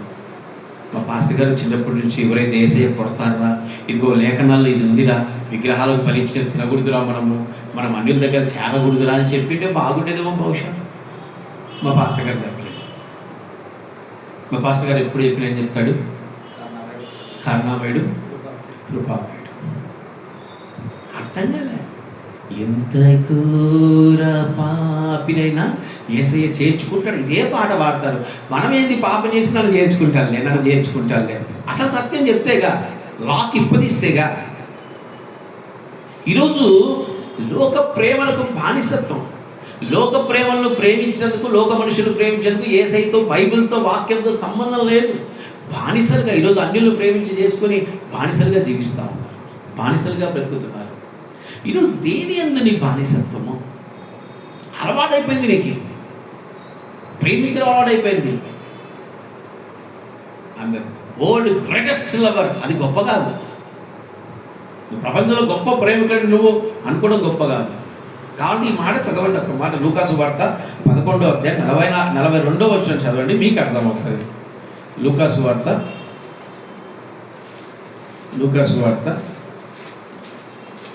11వ అధ్యాయము 42వ వచనం చదవండి. అయ్యో పరిశీలారా, సదాప మొదలైన ప్రతి కూరలోనూ 10వ వంతు చెల్లించున్నారే గాని న్యాయమును ఆ దేవుని ప్రేమను విడిచిపెడుచున్నారు. వాటిని మానక వీటిని చేయవాలని ఉన్నది. ఏం చేయాలంట? దశమ భాగాలు ఇస్తే దేవుణ్ణి ప్రేమించటము కాదు. నువ్వు పంటలో నుంచి నువ్వు ఒక భాగాన్ని దేవునికి ఇస్తే నువ్వు దేవుణ్ణి ప్రేమించటము కాదు. దేన్ని ప్రేమించాలంట? ఆయన న్యాయమును, దేవుని ప్రేమను. ప్రేమ అంటే ఏంటి చెప్పండి? ఆజ్ఞలను అనుసరించటమే. మొదటి యోహాను 5వ అధ్యాయం అండి, ఆజ్ఞలను. ఈరోజు దేవుడి ఆజ్ఞలను అనుసరించకుండా ఎన్ని కృపా అని పాడితే ఏం లాభం? నేను దేవుడి న్యాయ విధుల్ని నేను పాటించను, నా ఇష్టం వచ్చినట్టు జీవిస్తానంటే ఏం లాభం? నువ్వు లోక ప్రేమకు ఆకర్షణీయురాలిగా మారిపోతున్నావు లోకములో. అందుకే ప్రభువైన యేసుక్రీస్తు మత్తయి సువార్తలో ఏమంటున్నాడు? నేను సమాధానపరచడానికి రాలేదు కానీ చిచ్చు పెట్టడానికి. ఎవరికెవరికి చిచ్చు పెడతారంట? అత్తకు కోడలికి, తల్లికి తండ్రికి, తల్లికి కుమార్తెకి, తండ్రికి కుమారుడికి ఏం పెడతారంట? చిచ్చు. ఎందుకు చిచ్చు పెడతారంట? వీళ్ళు దేవుణ్ణి విడిచిపెట్టి లోకాన్ని ప్రేమిస్తున్నారు. లోకములో ఇవ్వాల్సిన ప్రేమను కంటే అధికంగా పిల్లలకు ఇస్తున్నారు. పిల్లలకు మనం ఇవ్వాల్సింది ఎలాంటి ప్రేమను? యేసేపుకు యాకోబు ఇచ్చిన ప్రేమ. తను ఒంటరైనా, తను శోధనలో ఉన్నా, తను ఇబ్బందిలో ఉన్నా, చెరసాలలో ఉన్నా, ఇరుకులో ఉన్నా, యాకోబు యేసేపుకు ఇచ్చాడు దైవికమైన ప్రేమ. అదే యేసేపు నిలబెట్టింది. ఈరోజు తల్లిదండ్రులు పిల్లలకి ఇవ్వాల్సింది ఎలాంటి ప్రేమను? దైవికమైన ప్రేమను, దైవికమైన డిసిప్లిన్. ఈరోజు మనం కూడా మన లోకంలో దయచేసి భార్యలను భర్తలు అధికంగా ప్రేమించొద్దని నాయన. అదొక విగ్రహారాధన. ఏంటి? అదొక భయంకరమైన దురాత్మ కలిగిన విగ్రహారాధన. అలాగే భర్తల్ని కూడా భార్యలు అధికంగా ప్రేమించొద్దండి. అది భయంకరమైన విగ్రహారాధన. మీకు తెలుస్తుంది. ఎంతవరకు ప్రేమించాలి? ఎంతవరకు? అంతవరకే. నేను నీవే నా సమస్తము, నువ్వు లేకుండా బతకలేవు, తీసేస్తాడు. ఏం లేదు, తీసి పక్కన పెట్టేస్తాడు. నా స్నేహితుడు ఒకడు ఉన్నాడు, 11 ఎన్ని సంవత్సరాలు 1.5 సంవత్సరం ప్రేమించి పెళ్లి చేసుకున్నాడు. కొట్లాడి 19 ఏళ్ళకి. ఎన్నేళ్లకు? అయ్యగారికి 19, అమ్మగారికి 17 అనుకుంటాడు. లవ్ మ్యారేజ్, అద్భుతమైన లవ్ మ్యారేజ్. నా జీవితంలో నేను చూసిన లవ్ మ్యారేజ్లలో అది కూడా ఒక అద్భుతమైన ప్రేమ వివాహం. 11 సంవత్సరాలు కలిసి జీవించారు. 2 పిల్లలు. ఎంతమంది? ఆ స్నేహితుడికి భార్య అంటే భయంకరమైన పిచ్చి ప్రేమ. భార్య కోసము దేవుని కూడా ఇడిచిపెట్టారు. శివరాకరికి 11 సంవత్సరాల తర్వాత ఏమైంది తెలుసా? గాయం, పాయ. అతని దారి అతనిది, ఈమె దారి ఈమె, మధ్యలో ఎవరు నాశనం ఏంటి? పిల్లలు. మరి అంతగా ప్రేమించిన ఈ ప్రేమికుడు ఎందుకు వదిలేశాడు? లోక ప్రేమ, అది భార్యాభర్తల ప్రేమైనా సరే దేవునికి అసహ్యకరమైన ప్రేమగా మన ప్రేమ ఎప్పుడు, మన ప్రేమ మహిమకరంగా ఉండాలి. ఈరోజు ప్రేమిస్తే భార్యలు భర్త దేవుళ్ళు ఎదగాలని చెప్పాలి. మత్తయి సువార్త కావాలంటే మీరు 19వ అధ్యాయము 16వ వచనం చదవండి. మత్తయి సువార్త 19వ అధ్యాయం 16వ వచనం. ఇదిగో ఒకడు ఆయన యొద్దకు వచ్చి, బోధకుడా, నిత్య జీవం పొందుటకు నేను ఏ మంచి కార్యము చేయవలెనని ఆయన అడిగాడు. హల్లెలూయా. చెప్పండి మీరు, ఎవరు అతను, ఏం జరిగింది? ఎవరు ఇతను, ఏం జరిగింది?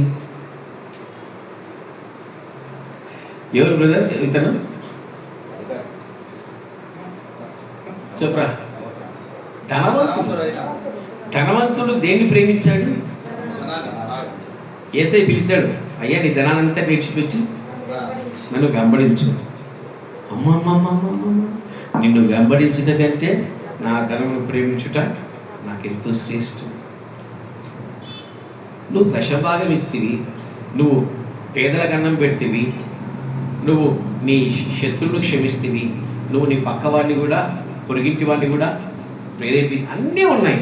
శివరాత్రికి ఏముంది? అల్లు నోట్లో.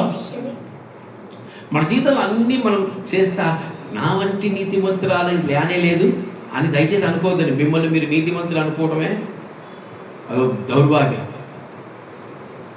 నేను నీతిమంతు, బైబిల్ చెప్తాను, నేను చెప్తున్నమాట కాదు. నేను నీతిమంతులు అనుకుంటే నువ్వు అబద్ధికుడు అంట. దేవుని ఎవరంట?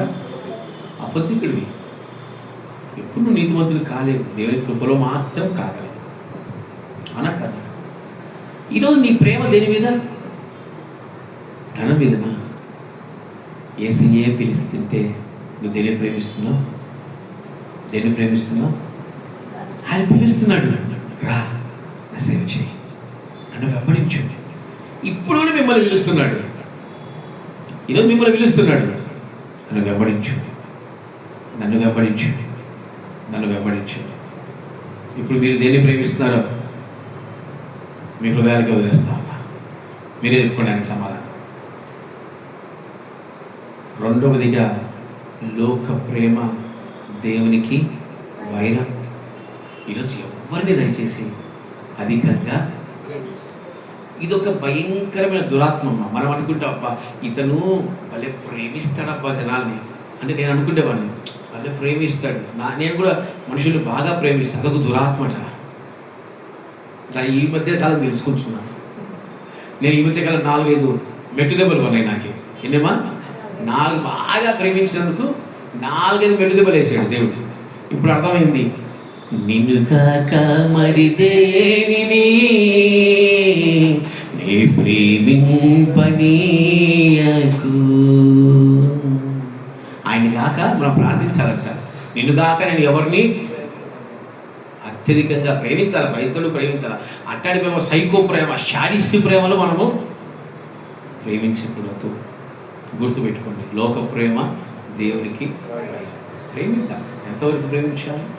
దైవికమైన ప్రేమ. దీన్ని అలవాటు చేసుకోండి. కానీ మనమేం అలవాటు చేసుకుంటున్నాం మీకు తెలుసు లేదు. గమనించండి, భర్తలు చనిపోయిన ఆడవాళ్ళ పిల్లలు కానీ, భర్తలు విడిచిపెట్టిన ఆడవాళ్ళ పిల్లలు కానీ ఎట్లా పెంచుతారు తెలుసు వాళ్ళ పిల్లలు? మీరు చెప్పండి, ఎట్లా పెంచుతారు? ఏం ప్రేమ తెలుసా సిస్టర్? సైకో ప్రేమ. అంటే నా భర్త నా చనిపోయాడు, ఆ ప్రేమ ప్లస్ ఈమె ప్రేమ అన్నీ కలిపించేసరికి పిల్లలు ఎటైపోతారు తెలుసా? యూదా ఇస్కరియోతు అయిపోతారు. సైకోలు పిల్లలు సైకోలుగా వాళ్ళే పెంచుతారు. భర్త లేకుంటే ఆయనలోడు భర్త, భర్త విడిచిపెడితే ఆయనలోడు భర్త. దైవత్వంలో పెంచాలి. ఈరోజు ఇలాంటి అనుభవాలు లేక లోక ప్రేమ. అయ్యగారు 7 సంవత్సరాలతో పోయిందా? 7కు మళ్ళీ అడుగుతున్నాడు, ఇంకా 7 బానిసత్వం చేస్తా. ఏం చేస్తానంట?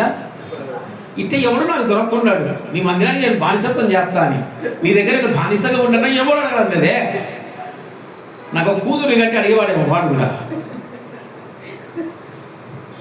హైగర్ తనకు తాను బానిసమా? నేను నీకు బానిస 7 ఏళ్ళు కాదు 14 ఏళ్ళు, మళ్ళీ అది అయిపోయి ఇంకొక 7 ఏళ్ళు. ఎక్కడికి వెళ్తుంది క్రైస్తవత్వము? బానిసగా జీవించి జీవించి ఇసికిపోయి కళ్ళు తెరిచినాడు, 3వ కన్ను తెలుసుకున్నాడు యాకోబు. తెలుసుకుని మా నాన్న ఇంటికి నేను పోతాను, ఈ బానిస జీవితం నాకు వదయ్యా. మా నాన్న ఇంటిలో ఆనందం ఉన్నది, మా నాన్న ఇంటిలో సంతోషం ఉన్నది. నా జీవితంలో వచ్చిన సాక్ష్యం చెప్తాను. ఇంటర్మీడియట్ గట్టిగా ఫెయిల్ అయిపోయాను ఒక సబ్జెక్ట్. 5 పాస్ అయిపోయినా, 6 సబ్జెక్టులు మాకు 5 పాస్ అయిపోయినా. నేను లెక్కలో ఫెయిల్ అవుతాను, లెక్కలు 35 మార్కులు వచ్చినాయి, సంతోషం. నాకు సైన్స్ అంటే బాగా ఇష్టం. ఫిజిక్స్ సైన్స్ అంటే కొంచెం కష్టం, కానీ న్యాచురల్ సైన్స్ అంటే మాకు ఆ మొక్క ఈ మొక్క ఏ మొక్క అయినా కలిపి రాస్తే పాస్ అవుతామని. ఫెయిల్. ఏదంటే సైన్స్లో పోయింది. సర్లేని మళ్ళీ 1 నెల తర్వాత ఛాన్స్ ఇచ్చారు మాకు. మంచోళ్ళు గవర్నమెంట్, కాంగ్రెస్ గవర్నమెంట్ చాలా మంచిది. మళ్ళీ అవకాశం ఇచ్చినారు, రాస్తే మళ్ళీ ఫెయిల్. సంవత్సరం అంతా గాలి తిరిగి మా అమ్మలో తీసుకొచ్చి, మా పెద్దన్న గారు కడపలో డిఈఓగా పనిచేసేవాడు, పాల వెంకటయ్య గారు అనేసి, కడపలో డిఈఓ. ఆయన ఇంటికి నన్ను తీసుకుపోయినారు. వాళ్ళ ఇంట్లో అంటే కొన్ని ఇంట్లో ఇటు ముట్టుకుంటే ఇటు ముట్టుకుంటే రీ గామ అని పదాలు, ఇటు నోయల ఇంట్లో ముట్టుకో, ఏదాన్ని పట్టుకో సరిగమ్మ అంటారు. ఎందుకు వాడికి దాంట్లోనే ఉంటాడు. వాళ్ళ ఇంట్లో ఏది ముట్టుకున్నా చదువులో తల్లి వాళ్ళ ఇల్లు. ఒక గాలని తీసుకుపోయి ఇప్పుడు ఎక్కడ పెట్టారు మా తల్లిదండ్రులు? చదువులో తల్లిలో ఇంట్లో పెట్టారు. వాళ్ళు చాలా చక్కగా ప్రేమిస్తారు. నిజంగా మా అన్నలు ఇప్పుడు ఉన్నారు పాపం, నవ్వుతారు నన్ను చూసి. గాలోడు ఎట్లా సెట్ అవుతాడు? మంచిగా చదివిస్తారు మా పెద్దనాన్న, అన్నం కడుపు నిండా పెడతారు, కానీ రూపాయి నా చేతికి ఇయ్యరు. ఇంటర్మీడియట్ చదువుతున్నాను, ఇప్పటికి డబ్బులు ఇచ్చి పంపిస్తారు. ఇంటర్మీడియట్లో రూపాయి ఇయ్యరు. నాకు ఎంత ఘోరమైన జీవితం ఉంటుంది నాది. మళ్ళీ నాకు జుట్టు ఫుల్గా ఉండి ఇట్లా లాగి ఇట్లా అనుకునేవాడిని. ఇట్లా చేస్తాను, డిప్పకని కుట్టించారు, మొత్తం షిప్పకని. ఎదిరించలేను, కొట్లాడలేను, వాళ్ళు ఏంటి చెప్తే తినాలా. 1 సంవత్సరం బానిసత్వం అనుకోండి.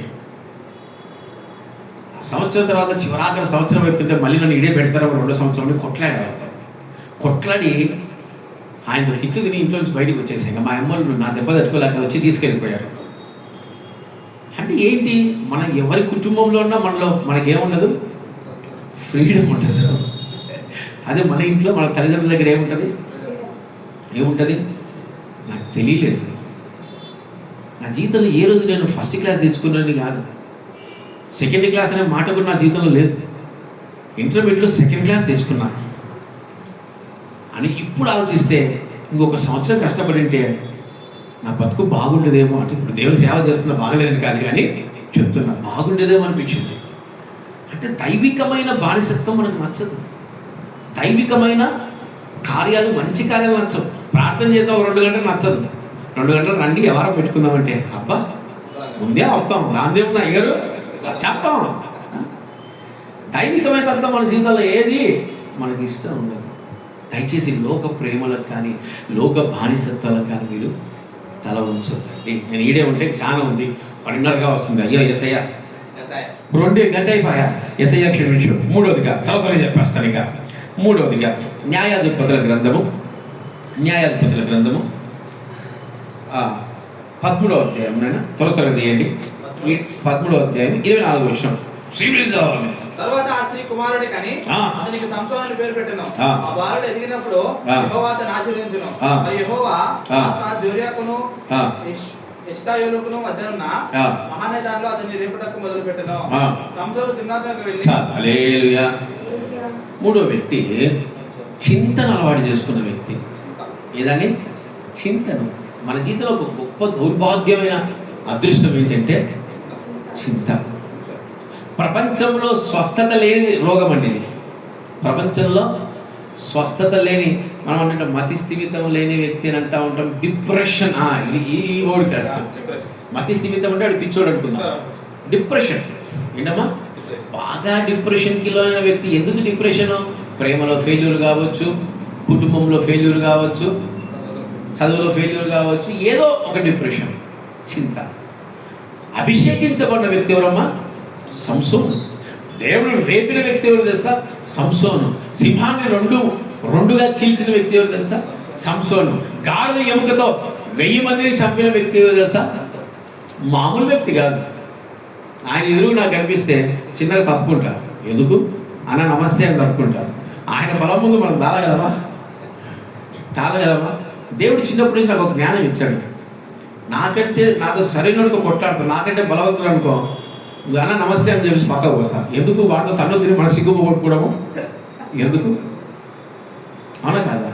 ఇలాంటి వ్యక్తి ఎలాంటి చింతలో పడిపోయాడు సార్? ఒక స్త్రీ చింతలో పడిపోయాడు. అక్కడ నుంచి తీసుకుంటే అదే చింత. ఆ భార్య వదిలేసి వెళ్ళిపోయింది. సరే, అక్కడికి వదిలేసి అయ్యొచ్చి ఈ ఫిలిస్తీన్లు మనకు వద్దు, ఈ అన్యులు మనకు వద్దు అనుకున్నాడా? లేదు. అక్కడి నుంచి దేవుని కార్యాన్ని చేశాడు. అంటే ఒక దెబ్బ పడినప్పుడు సరి చేసుకున్నాడా? లేదు. అక్కడి నుంచి ఏంటి, ఇంకా ఇంకొక స్త్రీని ఎత్తుక్కున్నాడు. ఒక స్త్రీ పోయేసరికి ఇంకొక స్త్రీ ఎత్తుకున్నాడు. ఆ స్త్రీ పోయేసరికి అంటే చింత. నీ జీవితంలో ఒకరు పోయారంటే నీ జీవితం అయిపోయినట్టు కాదు. నీ జీవితంలో ఒకరు కోల్పోయావంటే అయిపోయినట్టు కాదు. నువ్వు మరలా నూతన ఎనర్జీ, నువ్వు పొద్దుకోబోతున్నావు అని అర్థం. ఓడిపోతే నువ్వు గెలుస్తావు అని అర్థం. నువ్వు గెలుచుకుంటూ పోతే నీకు ఓటం అంటే తెలియదు. ఒక్కసారి పడినావంటే అయిపోయింది. ఓటమిలో నుంచి గెలుపులు చూడాలి. గెలిచినప్పుడు మనకు గుర్తుండవండి, ఓడిపోయినప్పుడు మాత్రమే గుర్తుంటాయి. ఎందుకు ఓడిపోయాము? నీ జీవితంలో నువ్వు దేన్ని కోల్పోయావు? చింత. నీ జీవితంలో ఏది ఉన్నా, నీ జీవితంలో ఏది లేకున్నా, ఎవరు ఉన్నా ఎవరు లేకున్నా, ఇదిగో ఈయన ఉన్నాడు. ఎవరు? ఈయన ఉన్నాడు. చింత తీసేవాడు. అదేందుగా? నా చింతలన్నీ తీరేనయ్యా నిన్ను చేరగా, ఎంత మంచి దేవుడవేసయ్యా. పాడతాం. బాగా ఒక కుటుంబాన్ని చూశాను. భార్య మాట్లాడుకుంటే భర్త గుడ్డ ఉనికిపోయి, అసలు వాడి ముఖం చూస్తే నాకు ఆశ్చర్యం వేస్తుంది. నీరసమైపోయి, ఏందో నా జీవితం అయిపోయింది, నా భార్య విడిచిపెట్టిపోయింది. మరి నీ భార్యని విడిచిపెట్టి సలగుడా?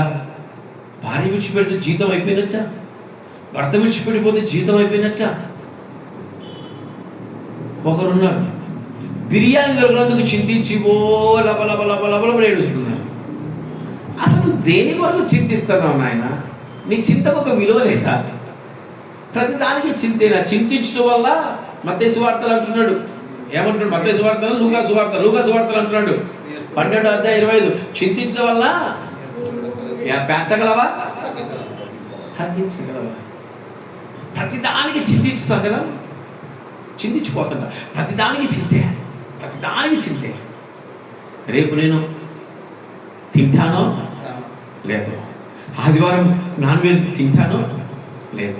శరీరంలో మనకు ఒక చిన్న సమస్య, గ్యాస్ ట్రబుల్ వస్తే, నిన్న మా అక్క నంద్యాలపట్నంకి వెళ్ళినప్పుడు ఎందుకో ఆమె షుగర్ ఉంది, బీపీ ఉంది, థైరాయిడ్ ఉంది సమస్య.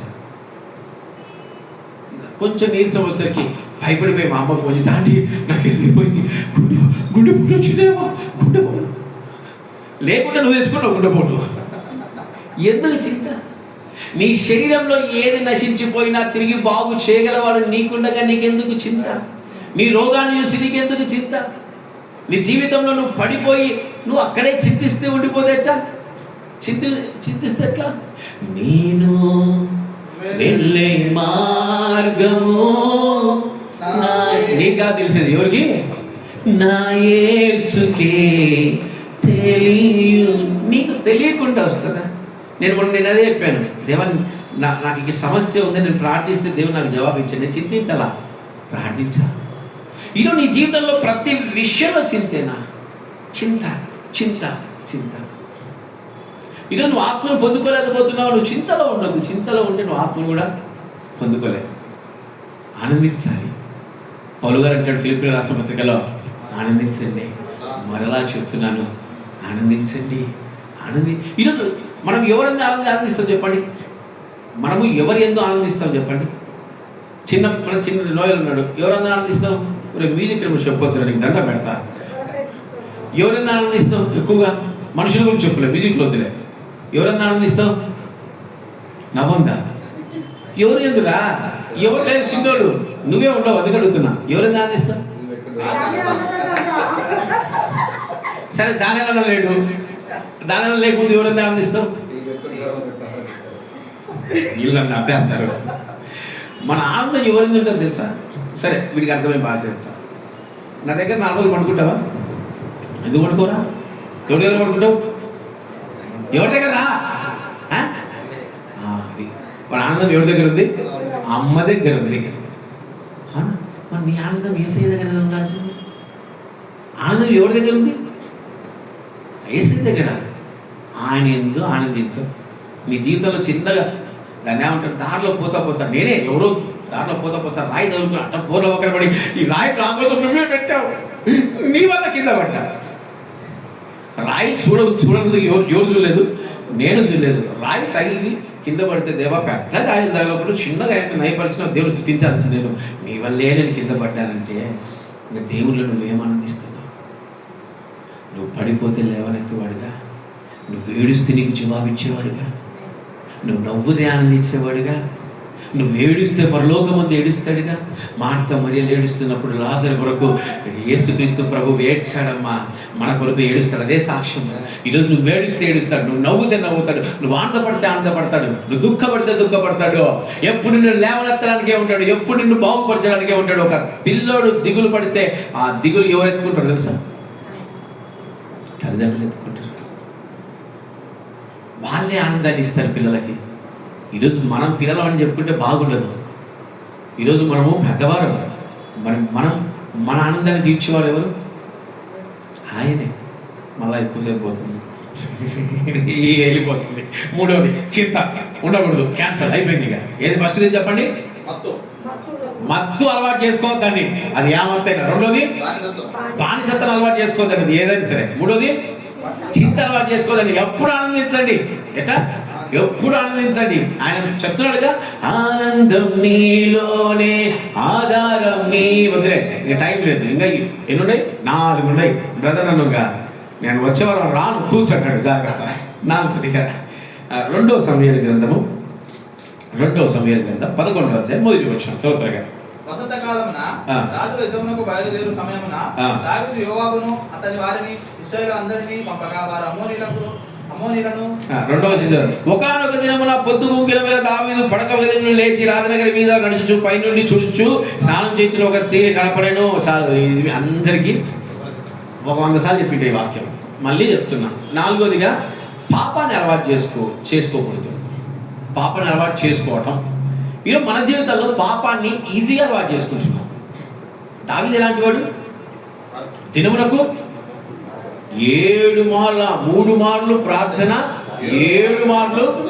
ఇంకా రోజంతా దేవుడేగా, ఏడి ఇంకా పాపానికి అవకాశం ఏది? అలాంటి దావీదు ఇప్పుడు ఏం చేస్తున్నాడు తెలుసా? పాపం చేయడానికి అలవాటు చేసుకున్నాడు. మొట్టమొదటిగా ఒక పరాయి స్త్రీని, వివాహమారిన స్త్రీతో కలిసి వ్యభిచారాన్ని చేసినాడు. అక్కడికి పాపం ఆగిపోయింటే బాగుంది. ఈ పాపం ఎక్కడ దాకపోయింది? కడుపు వచ్చింది. ఈ కడుపు ఎక్కడ దాకపోయింది? నరహత్య వరకు పోయింది. పాపము చిన్నగా మొదలవుతుంది. ఎట్లా? మన జీవితంలో చిన్న పాపం. ఫస్ట్ మనం రబ్బర్ని దొంగలించే పాపంతో స్కూల్ చదువుతున్నప్పుడు పెన్సిళ్లను పెన్సిళ్లను దొంగలించే పాపము. అక్కడి నుంచి బాక్సులు, కంబాక్సులు అంటాం మా కాలంలో. ఇప్పుడు జామెట్రీ బాక్సులు, మా కాలం కంబాక్సులు అంటారు మా సైడ్. కంబాక్సులు దొంగలించే ఇది. దాని తర్వాత నోట్బుక్లు, కొత్తగా కూడా పేరు రాసుకుంటున్న నోట్బుక్ తెస్తే గాయబందే అయిపోయింది ఇంటికి. ఆ పాపాన్ని కప్పుపుచ్చుకోవడానికి అమ్మ తోడు సార్. మా అమ్మ దశివా పనికి మాలోడా. పిల్లలు ఏమంటారు? అమ్మడే ఓయమ్మ, నేనే ఎన్నిసార్లు చెప్పింటాను. అమ్మతాడు మేము ముట్టలే దొంగతనం చేసింది నేనే. ఇంకా కొంచెం ఆత్మీయత బైబిల్ తాడు. ఎట్టయినా చచ్చిపోయినాడు, ఆయన మీద 4 వేసేద్దాము. ఆ పునరుద్ధరణ సైన్స్ చూడడం, ఆయన చచ్చిపోయిన వైపే చూస్తాం. ఏమొచ్చు ఎవరి మీద తోడేస్తాం. అందుకే ముందే తండ్రి అయిన దేవుడు ఏమంటున్నాడు? తోడు, భూమి తోడు, ఆకాశం తోడు, ఇంక ఏ దాని తోడు నువ్వు పెట్టుకోవద్దు. ఇట్లాంటి చేస్తారు. పాపాన్ని మొట్టమొదటిగా స్టార్ట్ చేసి ఆ పాపాన్ని కప్పిపుచ్చుకోవడానికి మళ్ళీ పాపమే. ఈ కాలంలో మీరు టీవీలు చూడండి, యూట్యూబ్లు చూడండి, ఎంత చెడిపోయింది కదా. ఏదో యూట్యూబ్లో ఒకటి వస్తుంది నాయన, ఒక ఇద్దరు లాయర్స్ ఉంటారు, ఒక అతను సైకియాట్రిస్ట్ సంథింగ్ ఉంటారు. వాళ్ళు ఇదే బతుకు జట్టుకబట్టలాగా వాళ్ళు అసలు దాంట్లోది వింటుంటే చెవులు కోసేసుకుందాం అనిపిస్తుంది. లోకం బాగా పాడైపోయింది. ఒక పాపంతో మొదలు పెడతారు, అందుకే మొబైల్స్ ముట్టుకోతారు. ఇన్స్టాగ్రామ్లో మొన్న వాడు ఎవడో సినిమాలలో ఎక్కువగా నటిస్తాడు పాపం, చిత్తూరు డిస్టిక్ అనుకుంటున్నాను తన పాపం. సినిమాల్లో రంగస్థలం అనే సినిమాలో వాడికి అసిస్టెంట్గా మూగోళ్ళలాగా అదే తనకి హీరోకి అసిస్టెంట్గా చేసిన వ్యక్తి అతను. తన భార్య ఇన్స్టాగ్రామ్లో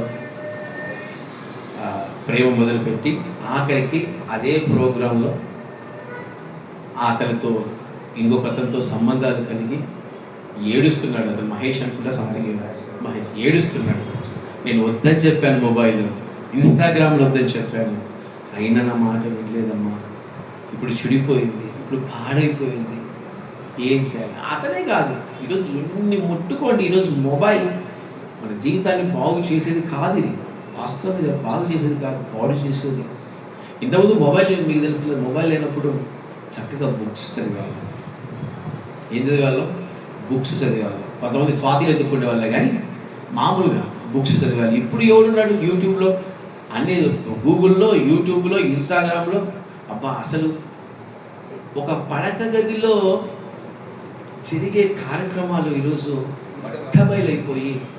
నేను నంద్యాల ప్రాంతానికి ఇక్కడ కాచిగూడలో ఎక్కాను, నంద్యాల కర్నూలుకి వెళ్తా ఉన్నాను. నా పక్కలో ఎవడో హిందీ వాడు కూర్చున్నాడు.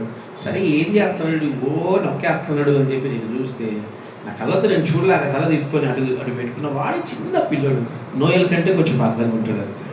వాడు చూస్తే అపవాది ఎలా ప్రేరేపిస్తుంది, ఎందుకు ఈ రేపులు జరుగుతున్నాయి, ఎందుకు ఒక చిన్న పిల్లని 33 మంది రేపులు చేశారంటే ఎందుకంటే ఇతను డబ్బులు. ఇది ఏం చేస్తుంది? దీన్ని ఇసిరేద్దామంటే డబ్బులు లేవు, మళ్ళీ తలనొప్పి, మన డబ్బులు పెట్టి నేనే కొనుక్కోవాలా. ఇది ఉపయోగకరంగా వాడబడితే బాగుంటుంది. ఈరోజు ఇట్లాంటివన్నీ చూసి పాపాన్ని, చిన్న పాపం, వాడు ఎవడో ఒకడు ఉదాహరణ చెప్తాడు, వాడు ఎవడో ఒకడు రేపు చేశాడు, వాడి దిశ తీసుకోండి ఎందుకని, నలుగురు కలిసి పాడు చేశారు, వదిలేసి వెళ్ళిపోయింది బాగుండేదిగా. ఆ పెట్రోల్ పోసి ఒక అమ్మ కడుపులోంచి వచ్చావుగా, నీకంటే అక్క చెల్లెలేరా? ఒక స్త్రీ బాధ, పెళ్లి చేసుకున్న వాళ్ళు ఉన్నారు అక్కడ, ఒక స్త్రీ బాధ తెలుసుగా. ఏ పక్క స్త్రీ అంతా, అది వాళ్ళ తప్పు కాదు, అది అపవాదికి వాళ్ళు చోటు ఇచ్చేసారు, పూర్తిగా అపవాదిగా మారిపోయారు. అందుకే ఆ పెట్రోల్ పోసి తగలబెట్టి అనుకోవాలి. ఈరోజు ఎందుకంటే ఒక పాపానితో ప్రారంభించారు, ఆ పాపాన్ని కప్పిపుచ్చుకోవడానికి ఇంకొక పాపం, ఆ పాపాన్ని కప్పిపుచ్చుకోవడానికి ఇంకొక పాపం, ఆ పాపాన్ని కప్పిపుచ్చుకోవడానికి ఇంకొక పాపం.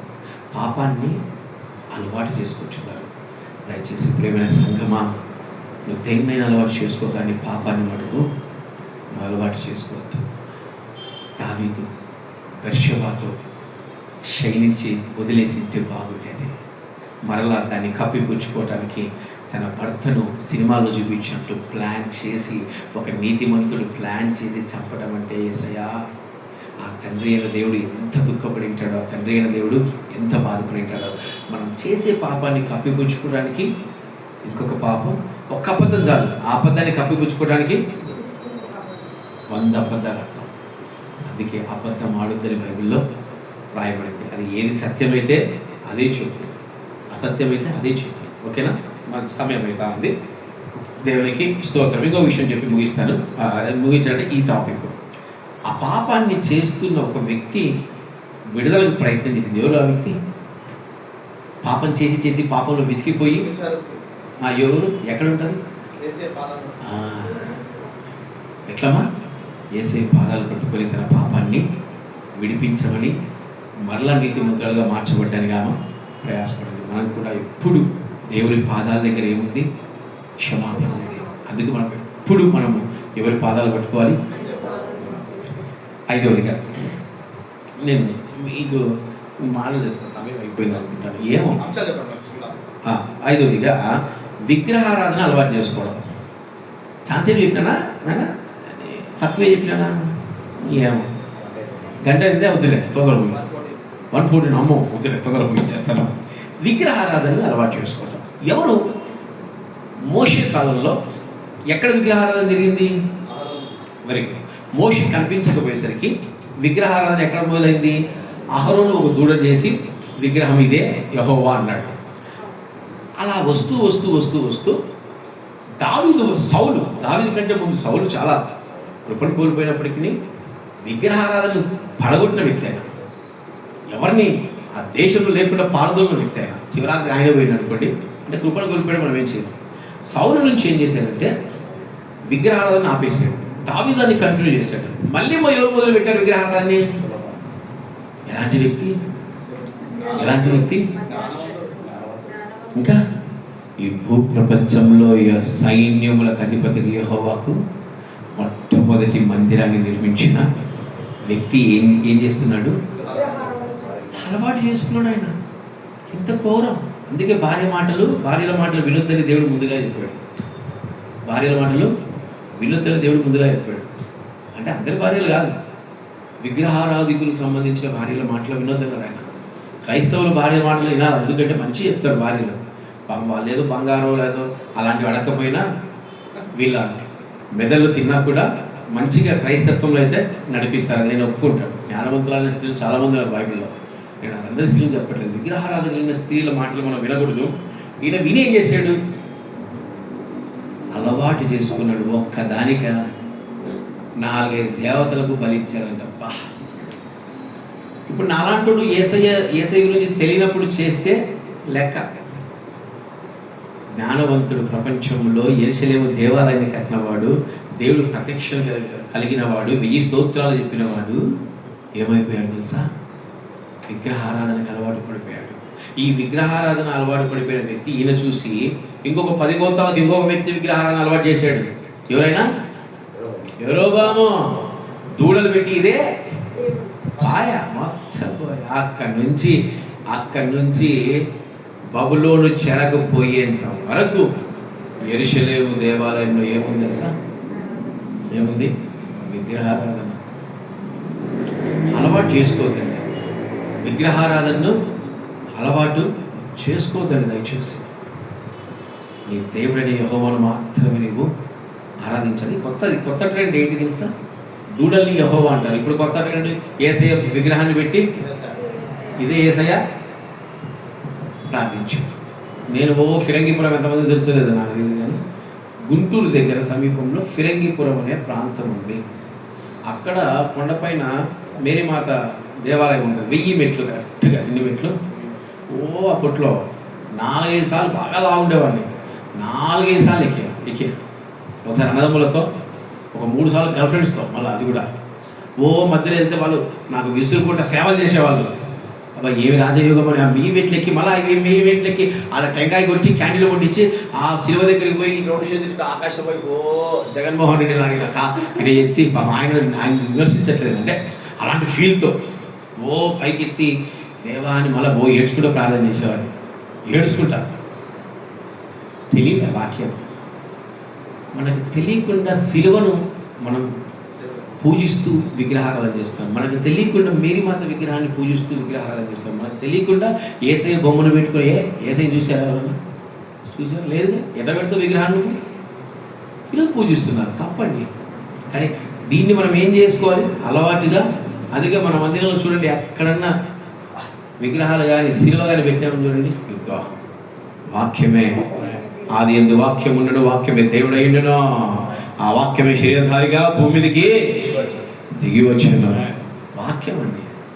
కనుక 4వదిగా 5వదిగా విగ్రహాలను అలవాటు చేసుకోవద్దండి. 6వదిగా ధనాపేక్షను అలవాటు చేసుకోవద్దండి. ఇదేనమ్మా ధనాపేక్షను అలవాటు చేసుకోకూడదు. బైబిల్లో ధనాపేక్షను అలవాటు చేసుకున్న వాళ్ళు ఎవరు చెప్పండి మీరే? గేహాజ్. ఈయన ఎలాంటి వ్యక్తి అంటే సేవకుడు. ఎవరమ్మా?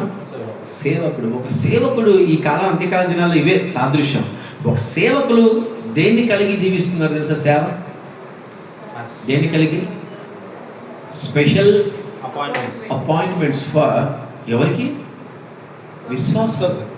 బిలీవర్స్ స్పెషల్ అపాయింట్మెంట్లు ఏమి ఇవ్వాలా? కానుక ఇవ్వాలి, ఇస్తే ప్రార్థన. ఈరోజు ధనం పైన ఉచితంగా దేవుడు నీకు ఉచితంగా ఇచ్చిందని నువ్వు ఉచితంగా చెయ్యి. ధనాపేక్ష మీద ఆధారపడుతుంది.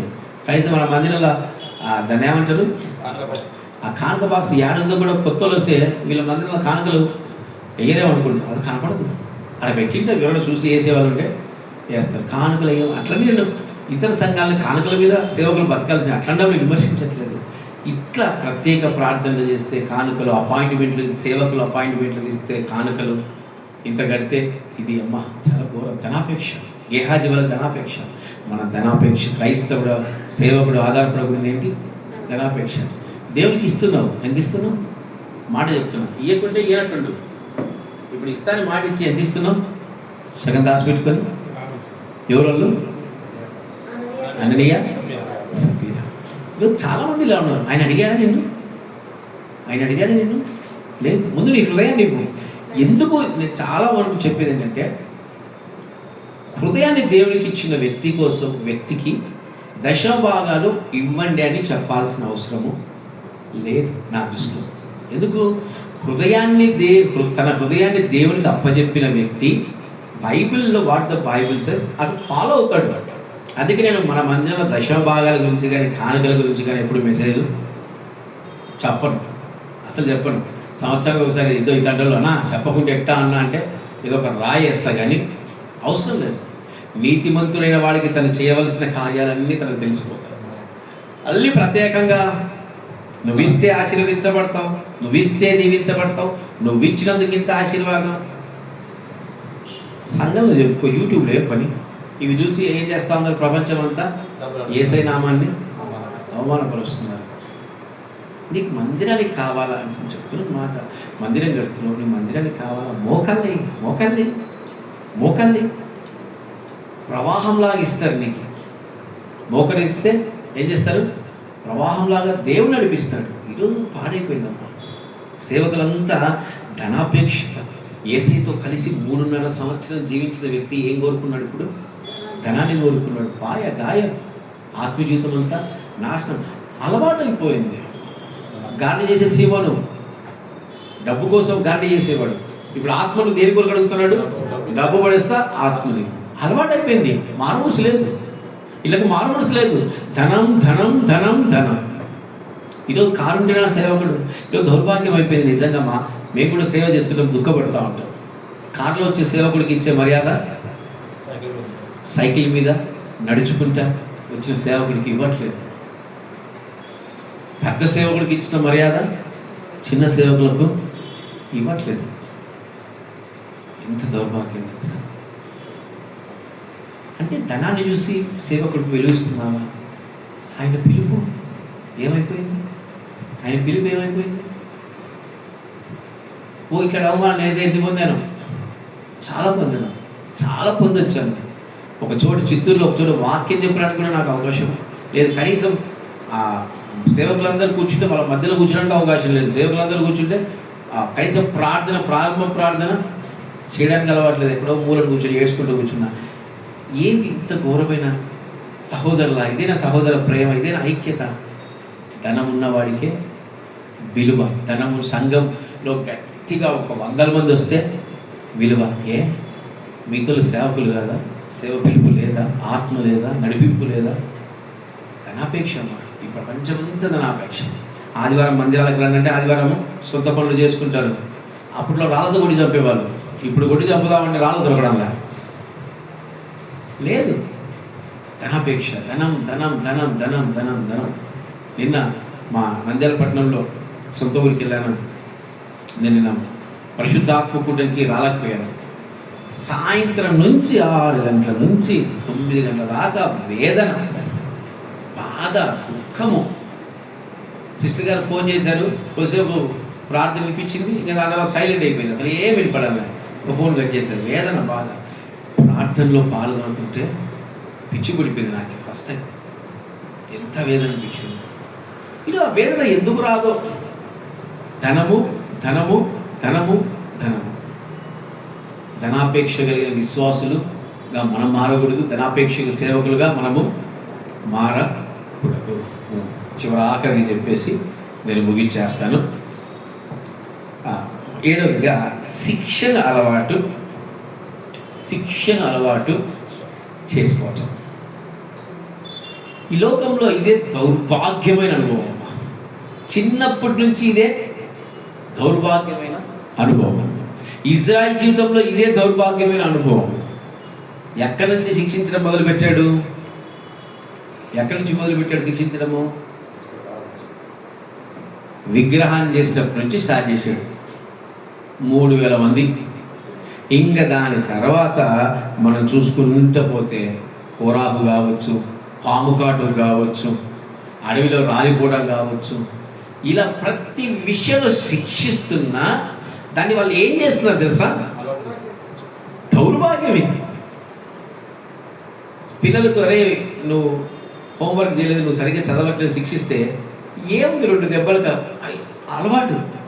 ఈ ఇంటికి వెళ్ళి హోంవర్క్ చేసేంత ప్రయాసం మా కాలంలో మేము అదే చేసాము. ఎవడు కొడితే 2 దెబ్బలు కొడతారు, గట్టిగా ఒక దెబ్బ కొడతారు అబ్బా అంటే అయిపోయా 2 దెబ్బలు అలవాటు. స్కూల్కి వెళ్ళకుండా జీవించడము అలవాటు.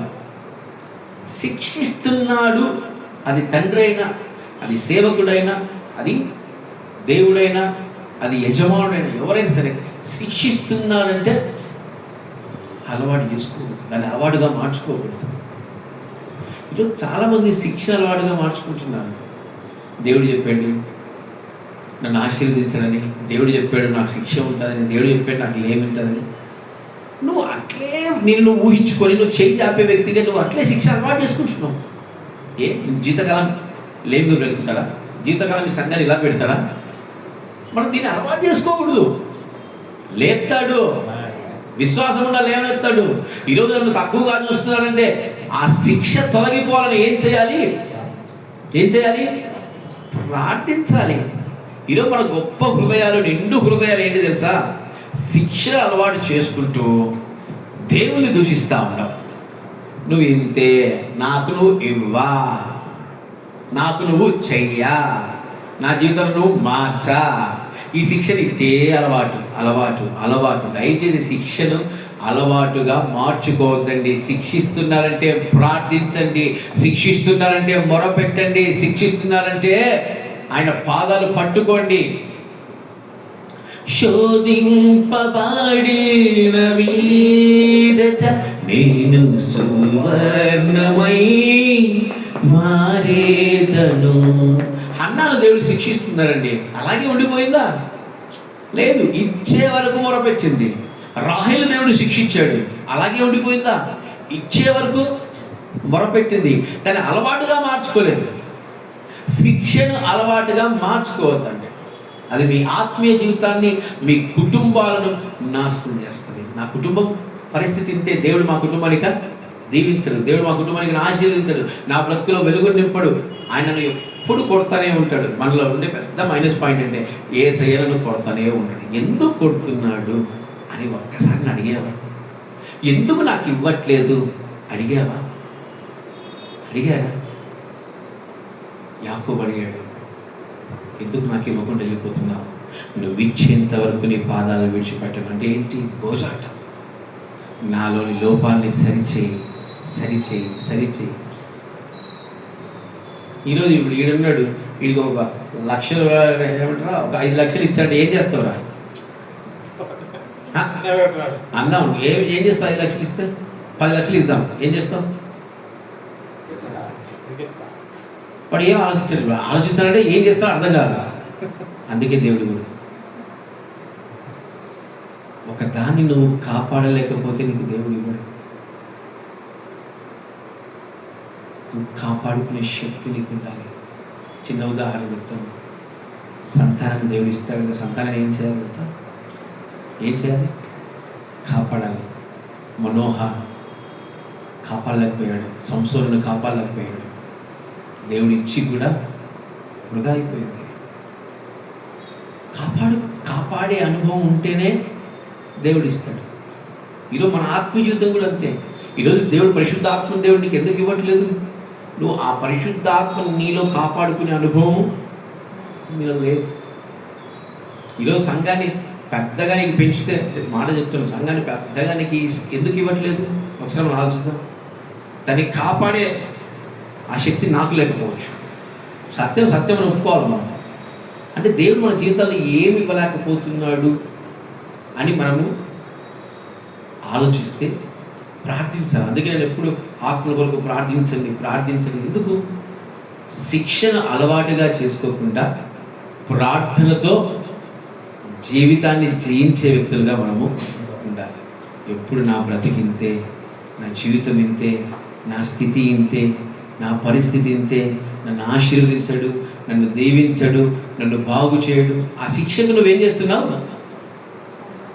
లొంగిపోయి ఇంకా దిగజారిపోతున్నావు. ఒక దెబ్బకు అలవాటు పడ్డాడు, నెక్స్ట్ ఇప్పుడు ఎన్ని దెబ్బలకు అలవాటు పడుతున్నావు? 2. మళ్ళా ఎన్ని దెబ్బలకు?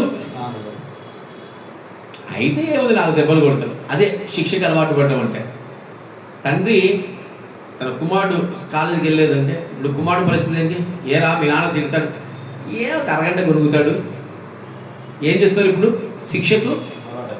దయచేసి క్రైస్తవులారా శిక్షకు అలవాటు పడొద్దండి. శిక్షకు అలవాటు పడి పడి పడి పడి ఇజ్రాయెల్ ప్రజలు కానాన్లో 2 ప్రవేశించారు. ఆ వయసు కలిగిన వాళ్ళు శిక్షకు అలవాటు పడి నువ్వు గొప్పడు అనుకోవద్దు. దేవుడు నన్ను దీవించేంతర ఎప్పుడు దీవిస్తాడు అంటే ఆలోచించాడు. దేవుడు ఎప్పుడు దీవిస్తాడు కదా? దేవుడికి దేవా నువ్వు శిక్షించినావు కానీ నా జీవితాన్ని నువ్వు మార్చు. మన హృదయం ఎదురు కదా వింతగా మారిపోవాలా. నా హృదయము వింతగా మారేను, నా హృదయము వింతగా మారేను, నా హృదయము. మన హృదయం ఎలా మారిపోతుంది? నా హృదయము నీచంగా మారేను, నేను క్రీస్తుతో నడిచినందున. ఇట్లా పాడుతున్నారు పాటలు. యేసుతో నడిచినప్పుడు ఈ హృదయం ఏంటంట? ఇట్లా చాలామంది ఉన్నారు. ఇంటికి వస్తే ఎవరన్నా అన్నం తినంటారు కొంతమంది. ఎందుకంత నీచం? క్రైస్తవుడా, నీ హృదయాన్ని నీచపరచుకోవద్దు. నీ హృదయాన్ని దౌర్భాగ్యమైన అనుభవాలను తీసుకెళ్ళవద్దు. నీ హృదయాన్ని పాడు చేసుకోవద్దు. నిన్ను దేవుడు శిక్షిస్తున్నాడంటే నిన్ను మార్చాలని, నీ జీవితాన్ని మార్చాలని, నీ బ్రతుకును మార్చాలని, నీ పరిస్థితిని మార్చాలని, కొడుతున్నాడని ఒక ఈ సాక్ష్యం చెప్పి ముగిస్తాను. ఒక భార్య భర్తలు వివాహం చేసుకున్న తర్వాత భార్య ఆమంటుంది, ఏమ్మా నీ భర్తకు నువ్వు చెప్పకుండా నువ్వు బయటికి వెళ్ళిపోతున్నావు, నీ భర్తకు చెప్పకుండా నువ్వు సినిమాలోకి వెళ్తున్నావు, నీ భర్తకు తెలిస్తే ఏం చేస్తాడన్నా? 2 దెబ్బలు వేస్తాడు. నాకు అలవాటేగా. ఎట్లంట? నాకు అలవాటేగా. 2 ఏమైనాయి? 4 ఏమైనాయి? కనీసం ఆ నోట్లో ఏమొస్తుంది తెలుసా? మళ్ళీ అడిగితే అలవాటు అయిపోయిందన్నా. చిన్నప్పుడు పెద్దవాళ్ళు అంటుంటారు, చిన్నపిల్లలు కొట్టొద్దు మొద్దు వారిపోతారు, పిల్లల్ని కొట్టొద్దు ఏమవుతారంట? మొద్దు వారిపోతారంట. అంటే ఏంటి? శిక్షకు. మన జీవితాలు కూడా ఇలాగే ఉన్నాయి. చెవుల్లో రక్తం గారేంత వరకు నేను చెప్తుంటాను, మందిరాలకు సరైన సమయానికి రావాలి, మందిరాల ప్రార్థనలకు పాల్గొనాలి. ఇట్లా చాలా చెప్తుంటా. ఒకటి కాదు. వీళ్ళేమంటారు తెలుసా? కొద్దిసేపు అరుస్తాడు మా అన్న, అంతే పిచ్చోడు, మళ్ళా మామూలే దగ్గర తీసుకుంటాడు, అంతేనా? ఏం చేసుకుంటున్నాం ఇప్పుడు మనము? శిక్షకు. ఒక స్త్రీ ఇట్లే ఉంది. అంటే మా ఇంటి ముందు ఎవరో కాదు ఇది, అంటే ఇది పెద్దలు చెప్పిన సామెత అయ్యొచ్చు కానీ నేను చూశాను. అంటే ఆ మాటలు బట్టి శేఖర్, మేరీ, మామ, అత్త అనేవారు. చిన్నప్పుడు నేను చాలా చిన్న ఉండే, అంతే ఉండేవాళ్ళు, కొంచెం పెద్దగా అట్లా. పెద్ద అంటే ఖాళీలాగా ఉన్నది. ఇటు 4 కుటుంబాలు, అటు 4 కుటుంబాలు. సందడి రాత్రి అయితే అందరూ చాకలోళ్ళు, నెక్స్ట్ వచ్చేసరికి ఇంకా ఎదురుగున్న అన్ని రకాల ఫ్యామిలీస్, ముస్లిమ్స్ అందరూ ఉండేవాళ్ళం. పెద్ద గ్రౌండ్ ఉండేది, నేను క్రికెట్ ఆడుకునే మధ్యలో. ఆ పెద్ద గ్రౌండ్లో సాపలు వేస్తారు ఇక్కడ నుంచి అక్కడ దాకా. భోజనాలు ఎట్లా చేసేవాళ్ళం తెలుసా? అన్ని ఫ్యామిలీలు చేస్తే వాళ్ళ కూర కొంచెం, వీళ్ళ కూర కొంచెం, ఇది కొంచెం, అది కొంచెం. ఈ శేఖర్ మీరు అనేవాళ్ళు ఇద్దరు భార్య పిల్లలు పాపం వాళ్ళకి. ఈయన పెద్ద తాగుబోతు, రోజు వచ్చి కొడతాడు ఆమె, కొట్టంది నిద్రపడు. పాపం ఒక వారం రోజులు ఆయన వాళ్ళ ఊరికి వెళ్ళడం జరిగింది. ఈమె ఇంకా అక్క నాకు నొప్పులు ఎక్కువవుతున్నాయి, ఆయన రోజు కొడితే నొప్పులు కనపడాలా, నొప్పులు ఎక్కువవుతున్నాయి, నన్ను కొట్టండి. ప్రతి ఇంటి ఏమడుగుతుంది? నన్ను కొట్టండి, నన్ను కొట్టండి. ఏమైపోయింది ఆమెకి? అలవాటు అయిపోయింది. ఆయన కొట్టండి నడుపుకునే వాళ్ళని ఎప్పుడు చూడలే. ఏమత్త అట్లా అంటున్నాడు? ఏం చేయాలన్నా మీ మామ బాగా కొడుతుండే, రోజు కొట్టి అలవాటు అయిపోయింది, ఇప్పుడు కొట్టడంలే, నాకు నొప్పులు ఎక్కువైపోతున్నాయి. కొడితే ఆమె బాడీ సెట్ అయిపోతుందంట పాపం. ఏం చేస్తుంది ఇప్పుడు? ఏం చేయాలి? ఈమెని కెప్ప పెద్దమ్మ అని మాకు పెద్దమ్మ, ఆ ఏరియాలో ఆమె ఓనర్ అనమాట. ఆ ఏరియా అంతగా ఆమె మాకు పెద్దమ్మ అంటారు. ఇంకా ఆమెని వాద దక్కలేక కర్ర తీసుకుని 4 దెబ్బలు వేసి పోయి పడుకోపాపం, చనిపోయింది పాపం. చెప్తున్నా మీకు, ఇట్లా శిక్షకు అలవాటు పడి పడి పడి మన జీవితాల్ని సర్వనాశనం చేసుకునే అనుభవాలు మనవి. ఒకరు శిక్షిస్తున్నారంటే రెండోసారి నిజంగా దేవుడు నాకైతే ఆ రోషం ఇచ్చాడు. ఎవరన్నా నన్ను ఒక్క మాట ఏలెత్తి చూపించినా, ఏలెత్తి నా గురించి మాట్లాడినా, రెండోసారి నేను అవకాశం వాళ్ళకి ఇవ్వనమ్మా. అది బైబిల్ నేర్పిస్తున్న ఆత్మీయ సత్యం. రెండోసారి అసలు అవకాశం ఇవ్వను. అసలు మన శరీరాన్ని నలగొట్టుకోవడంలో ఉండే మజా ఎందులో ఉండదు తెలుసా? ఎందులో ఉండదు. అటనే మిమ్మల్ని పొడుచుకోమని చెప్పడంలా. అంటే మన శరీరం నలగొట్టుకోవడం అంటే ఏంటి? మనం కష్టించి ఇతరులకు ఆనందాన్ని ఇవ్వాలి. మీదే చెప్పాను, 4 గంటలకు ఆదివారం ప్రార్థనకు లేస్తాం, 5 గంటలకు ఏం చేస్తాము? ప్రార్థన అవుతుంది. 5 గంటల నుంచి స్నానం చేసి 6 నుంచి పడిగాపులు కాస్తాం. వస్తారు మా వారు 9:30కు అని. కనీసం 9:30 కన్నా వస్తారా? మందిరములో ప్రారంభ ప్రార్థన చేసిన ఒక ధన్యత పోగొట్టుకుంటున్నారు. ఏం చేయాలి? నేను ఏం చేయాలి? ఈరోజు తల్లిదండ్రులు పిల్లల్ని లేపి, అది నాకు అర్థం కాదు. నాయన అయితే పీకుదా 5 గంటల నుంచే. అంటే మేము ఇంటర్మీడియట్లో పీకించుకున్నాం కాబట్టి డిసిప్లిన్ నేర్చుకున్నాం. పీకి ఏం చేయాలి? ఉదయం స్నానం చేసి ఎక్కడికి పరిగెత్తాలా? మందిరానికి. తల్లిదండ్రులు పీకాల పిల్లల్ని. లాలీజో అంటే ఏంట? ఈరోజు ఏం నేర్పిస్తారు పిల్లలకి? 4 పీకుదా ఏమవుతారు తెలుసా? తెలుసా? 2వ వారం వేసి పరిగెత్తుకుంటూ వస్తారు. శిక్షకు అలవాటు చేసుకునే అనుభవాలు దయచేసి మన జీవితాల్లో ఉండొద్దండి. ఏదో సేవకుడు కదా చెప్తానే ఉంటాడు, మేము ఇంచనే ఉంటాము, ఏమొస్తుంది? దయచేసి ఇది క్రైస్తవులకు ఇది తగిన జీవితం కాదమ్మా. మారాలి. మీరు మారితే ఎవరికి ఇష్టం తెలుసా? ఎవరికి ఇష్టం? ఆయనకి ఇష్టం.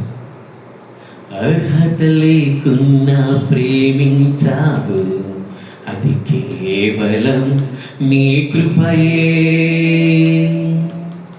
యోగ్యత లేకున్నా హెచ్చించావు, అది కేవలం నీ కృపయే. బెత్తమాలని కుమారుడు తల్లిదండ్రులకు విరోధి. కనుక మన జీవితాల్లో దేన్ని అలవాటు చేసుకోవాలి, దేన్ని అలవాటు చేసుకోకూడదు అనేది. ప్రార్థన అలవాటు చేసుకుని ఎవడని వద్దంటాడు? వాక్యం అలవాటు చేసుకుని ఎవడని వద్దంటాడా? మందిరానికి టయానికి రావడం అలవాటు చేసుకుని ఎవడని వద్దంటాడా?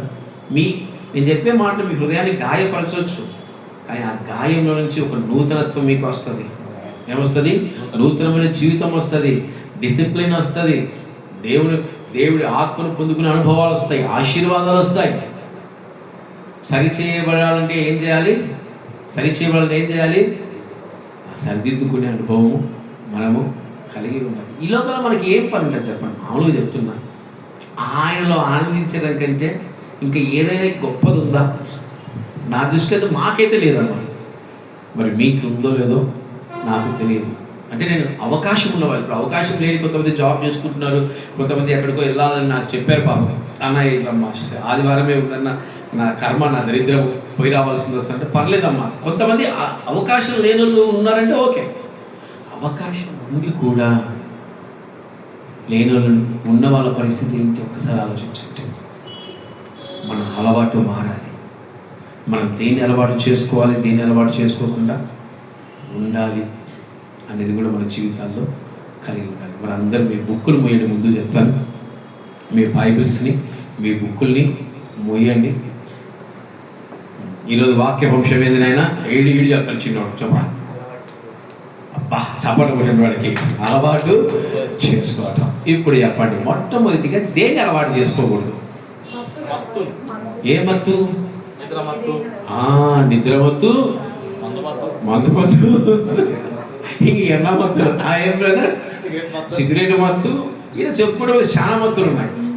వ్యభిచార మత్తు, జారత్వం మత్తు, ఇట్లా ఎన్నో ఉన్నాయి. మత్తు మన జీవితంలో మంచిది కాదు. రెండోదిగా నువ్వు చెప్తాను. రెండోది ఏదమ్మా? మీ ఆయన ప్రేమిస్తే పడదమ్మా ఎప్పుడు. అదే రెండోది ఏంటి? ప్రేమ అనే మత్తు. ఏమత్తమ్మా? ప్రేమ అనే మత్తు ఉండకూడదు నాయన. దేవుణ్ణి ప్రేమించే మత్తు ఉండొచ్చు. ప్రేమ అనే అలవాటు మీ జీవితంలో చేసుకోవద్దండి. నిజంగా చెప్తున్నా, నేను 4 మెట్టు దెబ్బలు తిన్నా. మనుషుల్ని ప్రేమించి, నిజంగా చెప్తున్నా, మనుషుల్ని ప్రేమించి నాకేందో అది. నేను దేవునికి ఈ మధ్య కాలంలో చేస్తున్న ప్రార్థన, దయచేసి నీకు దండం పెడతాను ఆయన. మనుషుల్ని ప్రేమించి పనికి వాళ్ళ బుద్ధి, పనికి వాళ్ళ హృదయానికి ఇవ్వద్దు అని ప్రార్థన చేస్తా ఉంటాం. వద్దు. మనుషుల్ని ప్రేమించడం కంటే, లోకంలో ప్రేమించడం కంటే యెహోవాను ప్రేమించడం ఎంతో వద్దు. కనుక రెండవది, లోక ప్రేమను ప్రేమించే అలవాటు మనము చేసుకోకూడదు. మూడో చెప్పండి. ఎవరన్నా చింత నాకు చెప్పండి, చెప్తా మీ కథ. చింతను అలవాటు చేసుకోవద్దండి. ఏ చింత వచ్చినా ఎవరున్నారు మనకి? ఎవరున్నారు? పెద్దన్న ఉన్నాడు మనకి. ఎస్ అన్న ఉన్నాడు.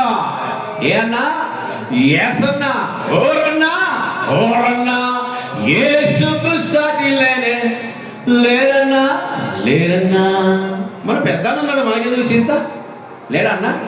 చెప్పండి, మీ అన్న ఎవరు? మీ అన్న ఎవరు? గట్టిగా చెప్పాలి. మీ అన్న ఎవరు? ఇంతేనా? చెప్పండి గట్టిగా.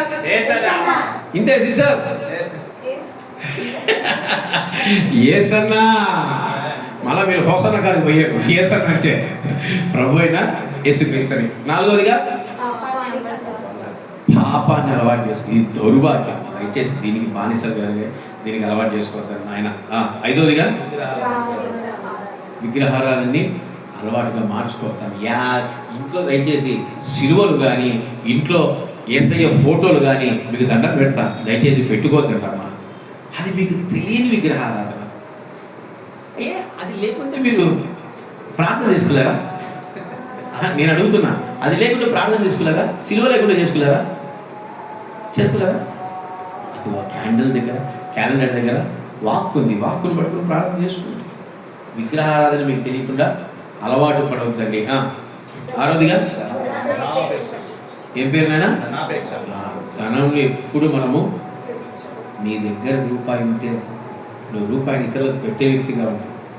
అంతేగాని ఆ రూపాయిని పట్టుకొని రూపాయి నా నుంచి పోవద్దని దిగులు పడద్దు. అమ్మా, మన దేవుడు ఎలాంటి వాడంటే లోయలో నుంచి కూడా నీకు ఏమి ఇవ్వగలడు? లోయలో నుంచి కూడా నీకు జీవం నిప్పించగలడు ఆయన. నిజం. నువ్వు ఎలాంటి స్థితిలో ఉన్నా నిన్ను విడిచిపెట్టని దేవుడు. మనుషులు విడిచిపెడతారేమో, యాజకులు విడిచిపెడతారేమో, సేవకులు విడిచిపెడతారేమో, తల్లిదండ్రులు విడిచిపెడతారేమో, ఆయన మటుకు విడిచిపెట్టాడమ్మా. అందుకే మనం ఎప్పుడు అంటుంటాం, ఎవరు చూపించలేని ఇలాలో నన్ను వీడిపోని ఎంతటి ప్రేమ నీది, ఎంతగా కోరుకుంది మరువను. ఏడవదిగా దయచేసి వచ్చే వారం నుంచి శిక్షణ మడుగు అలవాటు చేసుకోవద్దన్నమాట. ఏదండి? శిక్షణ మడుగు అలవాటు చేసుకోవద్దండి. We are Christians, we have discipline. మనకు డిసిప్లిన్ ఉంది, మనకు మంచి జీవితం ఉంది, మనకు మంచి బ్రతుకు ఉంది. ఉదయకాల సమయమున దావీదు యెహోవాను వెతికేవారట. ఈరోజు మనం వెతకాలి. అసలు ఇప్పుడు క్రిస్మస్ నేను అంటున్నాను, క్రిస్మస్ మీరు భలే చేస్తారుగా. ఎంతమంది చేసుకోవాలి క్రిస్మస్ చెప్పండి? చేసుకునే వాళ్ళు చెప్పండి. చేసుకునే వాళ్ళు ఎంతమంది చెప్పండి? ఏం చేస్తారు క్రిస్మస్ అప్పుడు? కొత్త బట్టలు ఇంకా పిండి వంటలు ఇంకా అవన్నీ అయిపోయిన తర్వాత మందిరానికి వెళ్తారా? ఎట్లా పోతారు? మంచి పడుచీలలో మంచి షూట్లో ఏదో ఆగిపోతారు. నా దృష్టిలో ప్రతి పునరుత్థానం ఒక పండగ. ప్రతి పునరుత్థానం పండగ. ఉదయం లేచి 4 గంటలకు తలంటుకొని ప్రార్థన చేసి దేవుడి సన్నిధానానికి వచ్చి పరిచర్య చేయండి. మీ పిల్లలు ఎందుకు దీవించబడరు? మీ కుటుంబం ఎందుకు ఆశీర్వదించబడదు? రోజున పరిచర్య మందిరంలో చూద్దాం అనుకుంటే అదేందో నాకు అర్థం కాదు. అసలు ఆయన మందిరంలో పరిచర్య అంటే ఎంత సంతోషం తెలుసా, ధన్యత అందరికీ దొరకాలి. అసలు అదే నేను చెప్తున్నాను, 6 గంటల నుంచి ఏం చేయాలి, వాట్ టు డూ, క్యా కరు. 6 o'clock నుంచి క్యా కరు, వాట్ టు డూ. మనకు 10 అయినా సమయంగా దొరుకుతుంది, 11 అయినా సమయం దొరుకుతుంది. ఒక కుటుంబం ఉండే పాపం నా నోటికి భయపడి రావడం మానేశారు. ఆ పిల్లోడు అంటాడు, అన్న నా డ్యూటీ అయిపోయి నేను వచ్చేసరికి నువ్వు ముగిస్తూ ఉంటావు, ఆ టైంలో వస్తే నువ్వు తిడతావు, అందుకే రావట్లంటే పర్లేదు నేను ఆ టైం కూడా రా అని చెప్తున్నాను. అంటే ఏంటి, కొంతమంది 12 గంటలకు కూడా వచ్చేవాళ్ళు, సమయం వారికి సరిపోతా ఉంది.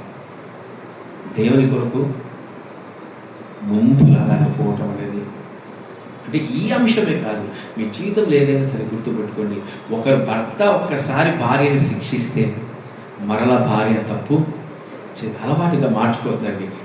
భర్త తప్పు చేస్తే భార్య అలవాటుగా మార్చుకోవద్దండి, భార్యలు తప్పు చేస్తే భర్తలు అలవాటుగా మార్చుకోవద్దండి. అందరూ లేచి నిలబడి మరి మీ హృదయాలు మీరు సరి చేసుకోండి.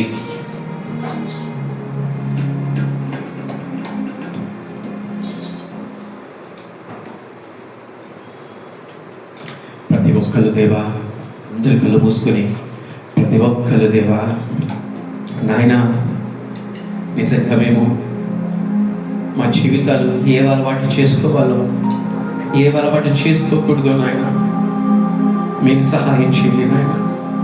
చెప్పబడిన ప్రతి వాక్యము నాయన హృదయం పలక మీద వ్రాసుకొని ఈ 7 అలవాట్లు మా జీవితంలో నుంచి మేము తీసివేసుకునే వారిగా ఉండాలి నాయన. ప్రార్థన అలవాటు చేసుకోవాలి, వాక్యాన్ని అలవాటు చేసుకోవాలి, కూటాలను అలవాటు చేసుకోవాలి, స్తుతులు అలవాటు చేసుకోవాలి, పరిచర్యను అలవాటు చేసుకోవాలి. అలాంటి జీవితంలో మాకు దయచేయండి నాయన అని ప్రతి ఒక్కరు మీ హృదయాలు మీరు సరి చేసుకోండి. జయించిన వారు మాత్రమే అర్హతలు పొందుకుంటారు.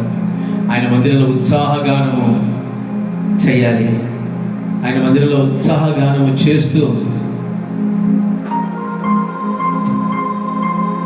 ఆయన స్తుతించే వ్యక్తులుగా మనం ఉండాలి.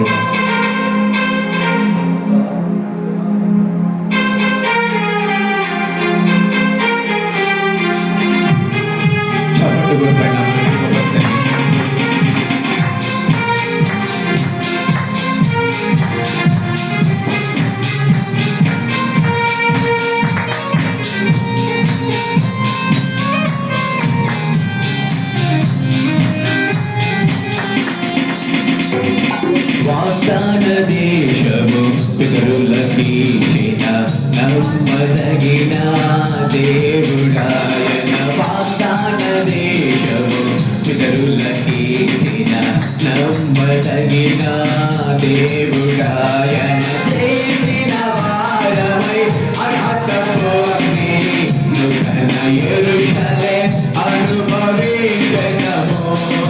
చేసిన వారమై అర్హత పొంది నూతన యెరూషలేం అనుభవించెదము.